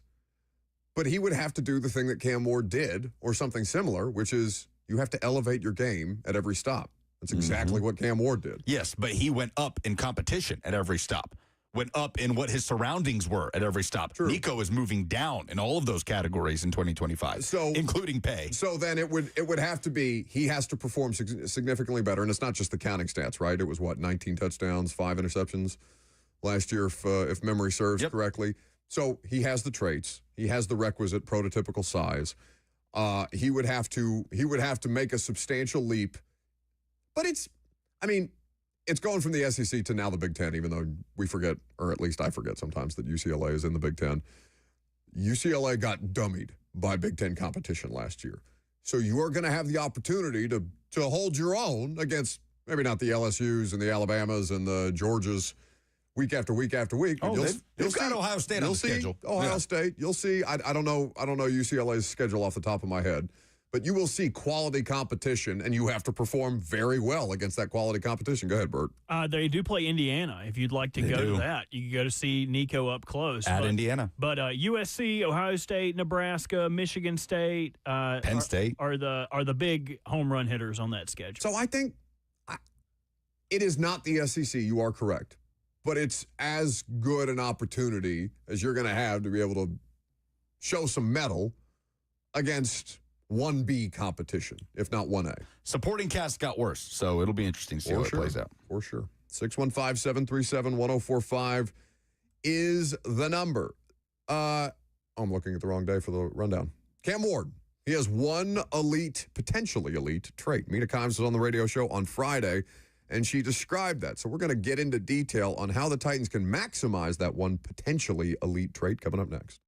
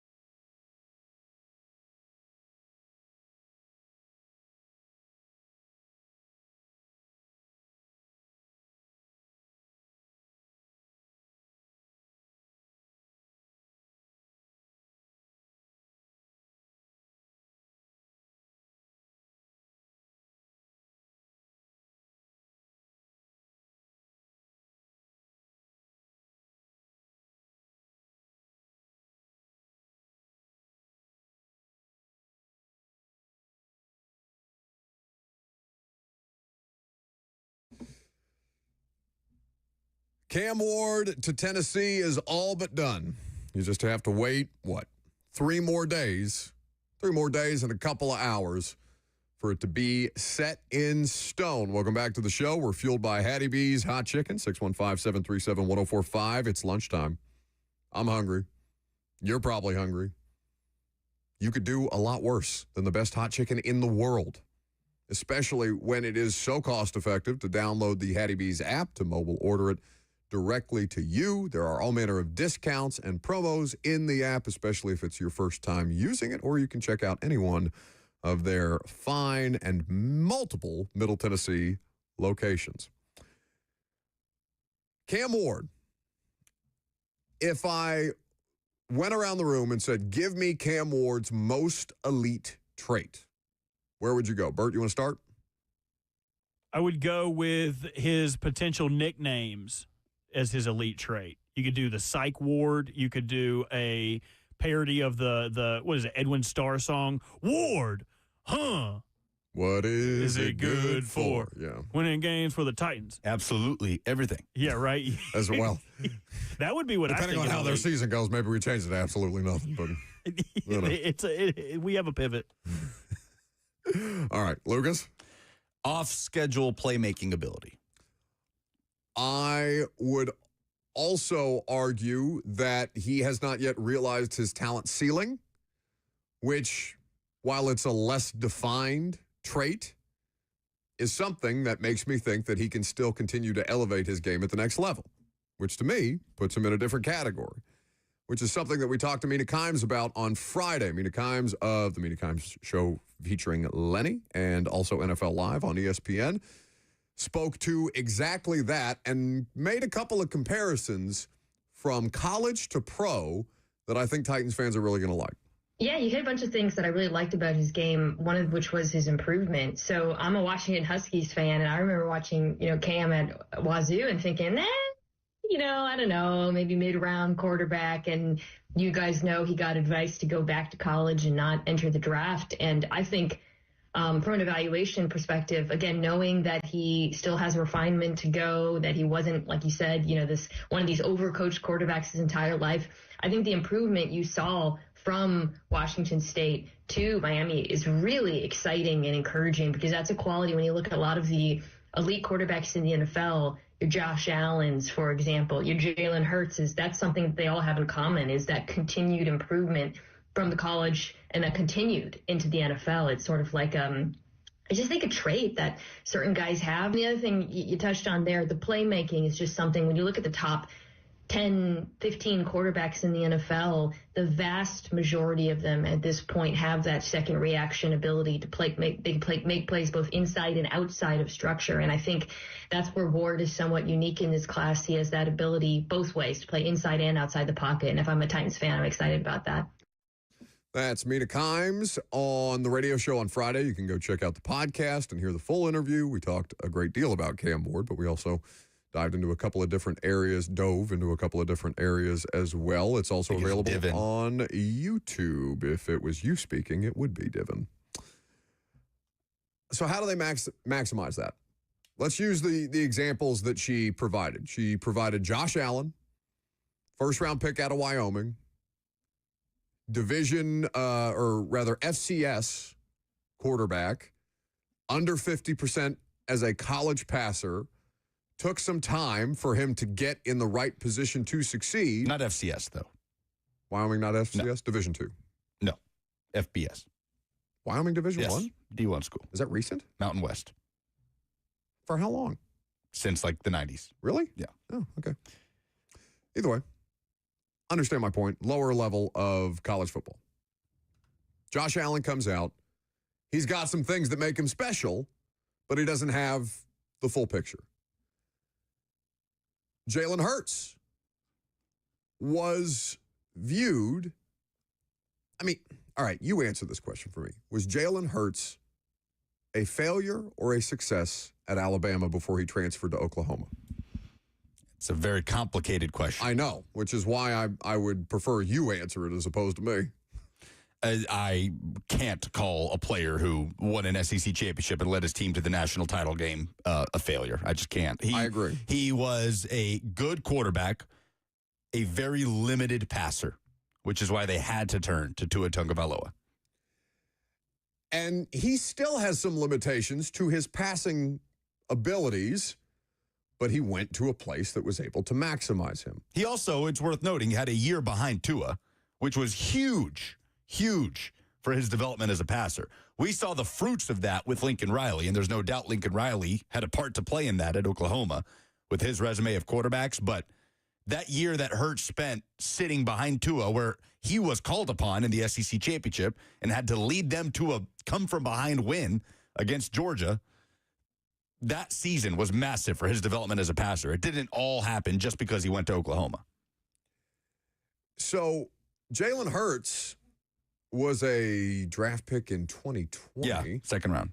And did appear in 15 games. He started 4 as a second-round pick. Now, he's 1-3 in those games, and it was, pretty bumpy. He was completing just a hair over, well, actually just right at 52%. 6 touchdowns to 4 interceptions. He obviously had some ability to make plays with his legs, but it was even though he had continued to refine his skill set at Alabama, then transferring with Lincoln Riley to Oklahoma, and then going to Philadelphia when they were still trying to reconfigure things in the post-Wentz era, he wasn't thrust into the fire, really, until 2021. Josh Allen didn't get that. They tried to. They started the Peterman for his first game, Nathan Peterman, VFL, or VFL now. Oh, what did we rule on Peterman? I think he ended up being VFL now. Okay. Yeah, I think his college football legacy should belong to Pittsburgh. I agree. With those 2 players specifically, though, Mina is correct in saying that they were able to elevate their games at every level, which is exactly what Cam Ward has done. Now, the question becomes, can he do it again? You could also say the same of, for example, Travis Hunter. Travis Hunter was, he's a different kind of a player, for sure, and a very different positions, plural. But Jackson State to Colorado. Now he thinks, to hear him talk about it, and certainly to talk to him directly about it at the Combine, he thinks that he's just going to be able to walk into the NFL at the next level and do what he's done at every other level of football, because that's who Travis Hunter's been his entire career. I'm sure Cam Ward probably, and should, feel that he is capable of that. The so does Shedeur Sanders. Yeah, but that's a bit of gaslighting, I think, respectfully. For Cam, what has to be done, and we talked about this on Friday, right? You asked me what percentage of the work that they need to do around Cam Ward is already done. And I think my number was 25%, because they at least went out and reconfigured the offensive line and put together a front 5 that looks like it could be league average, which is just an oasis in the desert that is Titans' offensive line play for the last, when did Lawan pop his ACL? 2020? 5 years? How apt do we feel those situational comparisons are for Josh Allen, for Jalen Hurts, in Buffalo and Philadelphia, respectively, versus Cam Ward in Tennessee? Hurts had the best situation. By a mile. By a mile out of all of those. I would have to go back and, think back to that Bills roster. It was not great. Yeah. But you got to imagine it was, again, Josh Allen was not the number 1 overall pick. Buffalo was not the worst team in the NFL when they got Josh Allen. So Titans would probably, if you're doing a ranking of those 3 situations for a rookie quarterback, have the toughest hill to climb. Yes. Let me see if I can find the leading receiver for that Bills team. LaShawn McCoy was still on that Bills team. Shady. Zay Jones, Robert Foster. Kelvin Benjamin. Fat Kelvin Benjamin. Wow. Fat Kelvin Benjamin. Oh, Queen Latifah running around out there. He had his time in the That's sun. Mean. They also had one of those names that'll make just guys say random sports players' names for an hour. Charles Clay. Oh, Dolphins legend. I thought he was going to be so good. He didn't do much in Buffalo. Who was their lead receiver? Was Their it Kelvin? leading receiver. No way was it Yeah, Kelvin no Benjamin. way. Not a chance. Kelvin Benjamin had 1 touchdown that year. Their leading receiver in terms of yardage was Zay Jones, 652. Wow. And Allen was their lead rusher with 631 yards. Yeah, that was Shady McCoy was 30 at that point, so it had started to depreciate. Man, Allen had 8 rushing touchdowns his rookie year. No, we talked about this guy earlier. Terrell Prior was on that roster, as a matter of fact. Oh, they had Chris Ivory, too. Oh, man, what an all These are so fun. I loved it. Matt Barkley? There are a lot of names on this list. I could do this all give day. Give me another name year. Logan Thomas, tight end. Okay, that one kind of fell flat. Well, I mean, the cool thing about Logan Thomas was he didn't even come in the league as a tight end. He came in the league as a quarterback. He was like 6'7", massive prospect. Yeah, it was Virginia Tech's quarterback. To talk about Terrell Prior position change, and then had a career year with, I believe, the Command Skins. Speaking of career years, how about Ray McLeod III? I was just going to go to Ray McLeod, who had a career year last year with Atlanta. Dude's rock. Last one, Ricky Prohl's son, Austin Prohl, was also on this team as a 7th round pick. 7th round one. Man, I mean, it was a pick. You don't even know the guy. Seems strong. Misspeak one time. No, it's not one time. My favorite thing that you do is because it's on accident. You will change one letter of a word and make it a completely different word whilst trying to broadcast on the radio. Oh, you're just dramatizing this. That's okay. That's like 4 different letters that you moved around. Well, you can come by and watch us misspeak in person if you join 104.5 The Zone for the 2025 Golf Classic presented by Ferguson, Monday, June 9th. It's at Nashville Golf and Athletic Club, right in the heart of Cool Springs. It's a historic golf course, breathtaking panoramic views of the beautiful Middle Tennessee countryside. Get your team today. Choose between 2 flights, 8 a.m. or 1 p.m., and spend the day teeing off with us. We'll be broadcasting live all day talking about this draft class, I guess, in June 9th. Will we still be breaking down the draft class? I don't know. It'll be I'm taking a vacation. few months after the fact. You guys have a great time. Either way, for more info or to purchase a team, visit 1045thezone.com. Shaq Lawson. Famous Taylor Lewan hater, if I remember that correctly. They had some good Was on guys. that Bills team. Oh, they had Kyle Williams on that team. Well, the that's my defensive favorite tackle. Kyle Williams. That Kyle Williams was a badass. Dude, he was a snapping turtle. No neck at all. That is, if you gave me all underrated players in the NFL during the, what was that? So 2010s, Kyle Williams is 100% on that list. That dude is a certified bleep kicker. Back in the day when they had him and Marcel Darius, dude, they were just eating up space. Oh, man. Marcel Darius. Just the FSU brothers, and it wasn't for Florida State. Marcel Darius, that's another one. He wasn't a bust. He had a decent NFL career, but I thought Marcel. No, what was the Auburn one that Nick Fairley? Nick Fairley. I thought Nick Fairley was going to be Yeah, a I did monster, too. and that just never worked out. I think he's the one. Him and Sue kind of started that mercenary defensive tackle trend, where it was like you never signed long deals, you always stayed on 1-year deals, you always kept moving, never let anybody find you.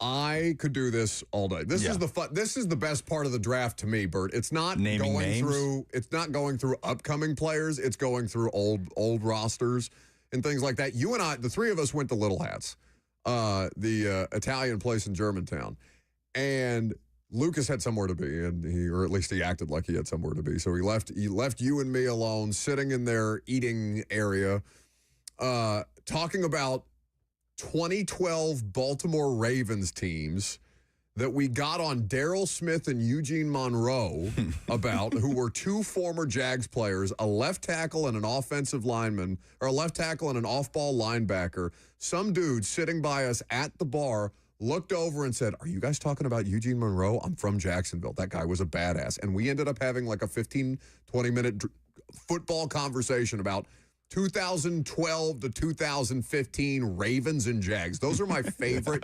conversations to have with people. And his girlfriend was mad. She wanted to leave so bad. She was like, "Dude, we finished eating 20 minutes ago. We finished our food 20 minutes ago. Why are you talking to these 2 random dudes about some Jag named Daryl Smith?" Yeah, why do I care about Paul Plusnusley? Literally a Jag. Puzzlus? Just a guy. I could never get the pronunciation of his name. We got to keep He him. was so good. We got to keep it moving, or we'll just keep naming names. Why? What else you got to do today?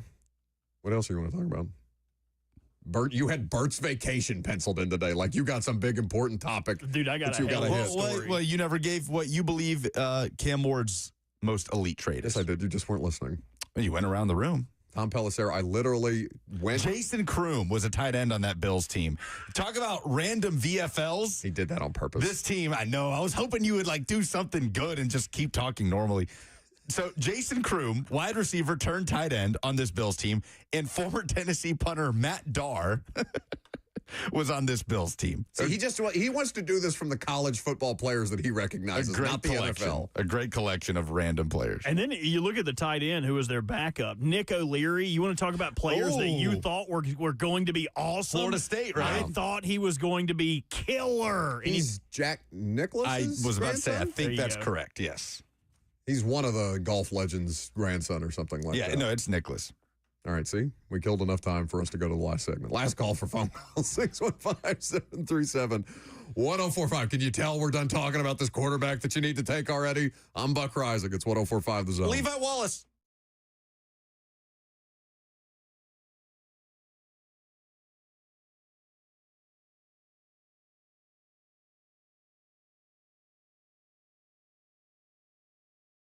What the hell are these promos? Are you making these promos? Facial? Wait, okay, well, let's find something better to put in the promos. Anyway, Tennessee National. Lake lovers, listen up. Tennessee National, a highly anticipated lakefront resort golf and marina community, is having a spring sales event releasing a limited number of lake lots to the public with upgrades and savings. One day only, Saturday, April 26th, you can get a fully furnished lakefront townhome for the first time ever. The cottage package with a boat slip starts from $379,900. You can get a lake lot with a covered boat slip from $64,900. Private golf cart access to a new marina and resort, 10 miles of walking trails, 3.5 miles of shoreline, brand new 26,000 square foot clubhouse, waterfront concerts overlooking a beautiful lake, pickleball, pools, on-site coffee shop, and much more. Play on the lake or simply relax at the Waterfront Restaurant just over 20 minutes from Knoxville, Tennessee. Financing is available,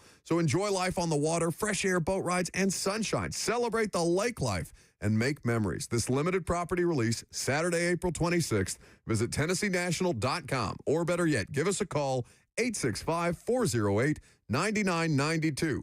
Memories begin here.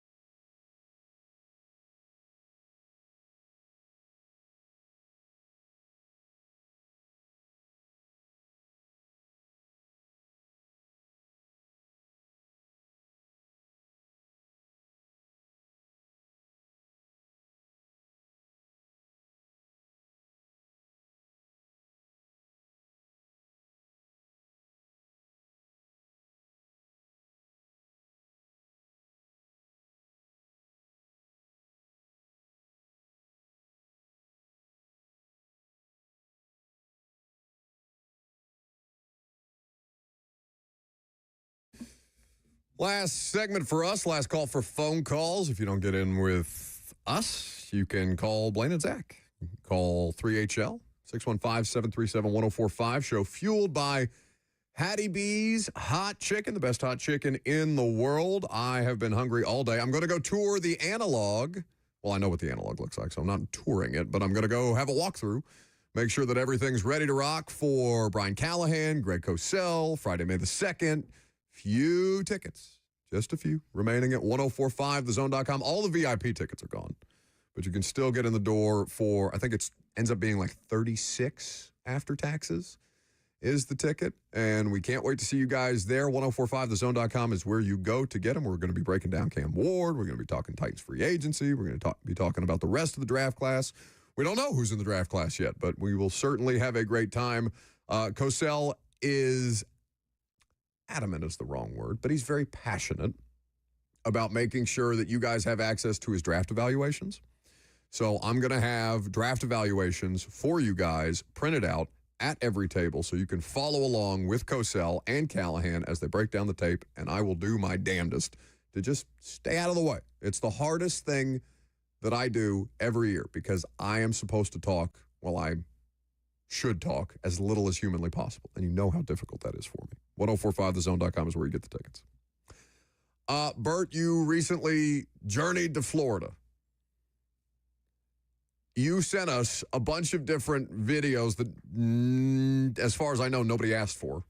That's correct. Of your dining options, of your activities during the day. It's like you wanted us to go on the vacation with you. I don't know how Cheyenne felt about that. You were also sending me things on Twitter as if you were being on social media. Did you actually do anything on vacation, or did you just go to Florida to scroll on your phone? Well, yeah, so this was like me and Cheyenne's first vacation together, where it was just us. No other couples, no parents, no friends. It was just us left to our own devices. So naturally, I needed a reprieve at some point to have some semblance of testosterone added back into my body. Like just to paint this picture. There was a Cheyenne's birthday. She wanted to go down here. She wanted a little getaway. We've both been cooped up since Christmas. So I said, sure, whatever, let's go do it. The first day, she's like, I need some good nourishment, some good nutrition for my body if we're going to go be at the beach all day. Sure. So we go out to breakfast, and I'm thinking, like, oh, she goes to get some eggs, some bacon. That's my healthy girl over there getting some new. This girl orders the fattest stack of pancakes you've ever seen. On top of it is this berry reduction.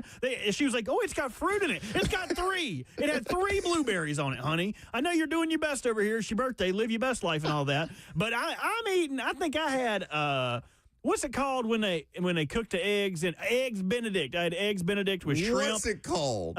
It was incredible. But all she ate didn't have none of the major food groups. Only had pancakes. Just eating batter and sugar. So that was for her day. that was my trip to Florida. Like, I'm hanging out with this woman who doesn't understand the major food groups. It shouldn't resemble what Buddy talks about on the Elf movie. Like, it's not sugar, syrup, candy. I still get grossed out with that scene where he puts the maple syrup on the spaghetti. No, it's chocolate syrup, right? It's something. There's candy in there. You know, that's a cardinal sin for Lucas's people, putting anything, syrup, chocolate syrup on spaghetti. Come on. Do you call it spaghetti? Spaghetti is what he usually says. No, it's not. It's not The Sopranos in New Jersey where they just leave the final vowel off. I don't know why the vowel gets removed. Because they're not Italian. They're New Jersey. It drives me insane when they say ricotta. There's an A. Say the A. Okay, everybody says that. Something else that upsets people sometimes. So we were perusing. We went and rented some jet skis, and when we rented these jet skis, we were approached by this man who said, "Hey, would you guys like a free 7-day vacation?" And I like messing with these people. I knew what the game is. This is why I won't let you sit in the front seat in my Ubers, because I know you like messing with people and you'll bring down my rating. I'm like, hell yeah, dude, I'll sit through a 2-hour presentation for a free 7-night stay. No problem. Cheyenne was livid. But I ended up coaxing this dude into getting us free jet skis, this 7-night stay to some irrelevant resort in the world. a $50 gift card to Margaritaville, which she used on a daggum sweatshirt immediately. As soon as we got out there, she ran. Not even on a drink? No, she sprinted to the gift ran shop. over there to get her that Margaritaville sweatshirt. And you are now the proud owner of a timeshare. So Congratulations. I went in the meeting, and it was for an undisclosed vacation resort timeshare, essentially. And they thought they had me, dude. I told these people I made $150,000 a year. We vacation 30 days out of the year. They were like, oh, boy, we got him. He comes in, gives us this big fat package. Meanwhile, I got it. They said you have to be in this thing for 2 hours to get your vacation, to get your gifts for staying in this timeshare meeting. So I set as soon as we got in, I set an alarm on my phone, 2 hours from now. They're sitting me down. I've told this dude every which way I know. Any kind of way I could say, yeah, I'm not really interested, I said it. He brought in the closer, big fat dude who's supposed to sell me this. Well, I bought my brother one. I don't care if you bought your mother one. I'm not going to be in on this. 2 hours goes off, and I say, all right, I'm out. And that's my 2 hours. I'd like my free gifts, please. They said, okay, all you got to do is go through this exit survey so you can tell them if we did a good job so we can keep our jobs, that kind of stuff. So I'm thinking big forehead wipe, right? Like, chew. All right, we're out of here. We got our free stuff, and we can get on to the beach and ride some jet skis. Get in there, and he's like, okay, did Miles do a great job? Okay, yes. Did he explain this to you? Oh, he didn't explain that to you. Well, I'd like to offer you a one-time free trial where you guys could be in this for 6 years, a 2-year trial, whatever you think is the most beneficial project for you. If you want to hop in, I can do that today for this one-time offer. I'm like, dude. I've never done this before. They don't let me do this. Yes, dude, they tried to. Man, they really thought they had a big fish. They really thought they had a big fish. But anyway, me and Cheyenne are currently planning our 7-day Hawaii stay. It looks like we're going to have to go on a Wednesday. Yeah, there's got to be a catch, man. Wednesday in February. You just enjoy those cold Hawaii ocean. Well, I had a good time. Wednesday in February. Let me know when you go. I'm thinking about doing a yoga retreat in Hawaii. That's my vacation this year. Well, you're not allowed to stay in our beautiful resort condo. You couldn't pay me to stay wherever it is that you're staying. So you got out unscathed. Where a big fish is $150,000, buddy, get the hell out of here. I got out unscathed. Now, Cheyenne, the worst part about it with her is we came in with a plan of she was going to be the good cop, I was going to be the bad cop.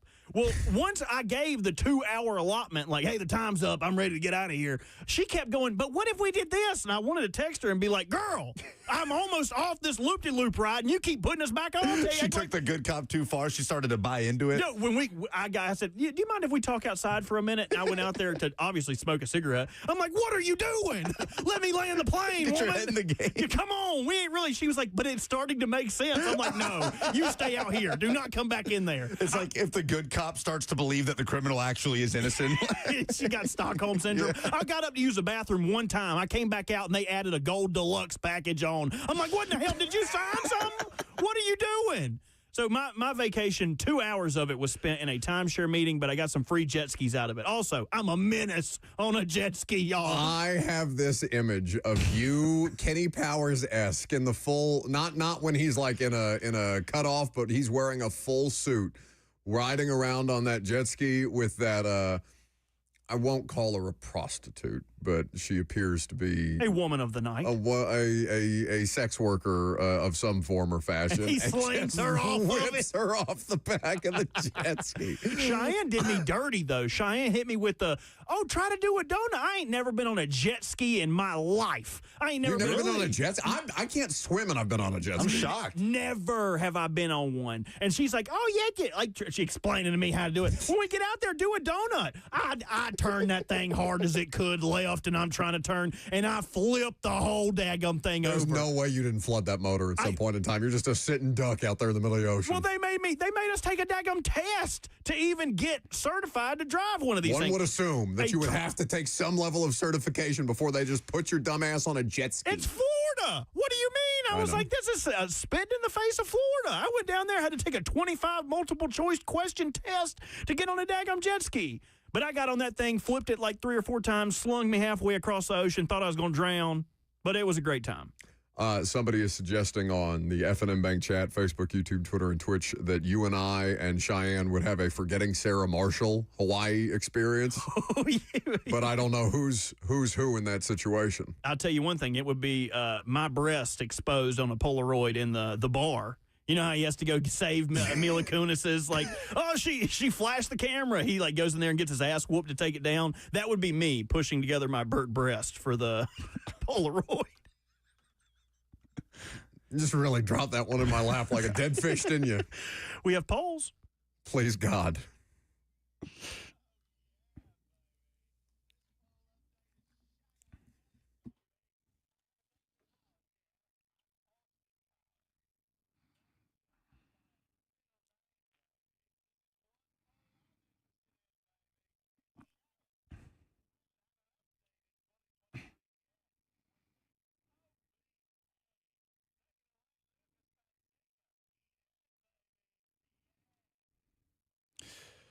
Presented by Two Rivers Ford, the South's most trusted Ford dealer. What is Cam Ward's most elite trait? Kenneth says calm in the pocket / pocket awareness. Jared Mayo on Twitter says making grown men annoying fanboys is Cam Ward's most elite trait. Anthony says extending plays. Joe says he loves his gunslinger ability.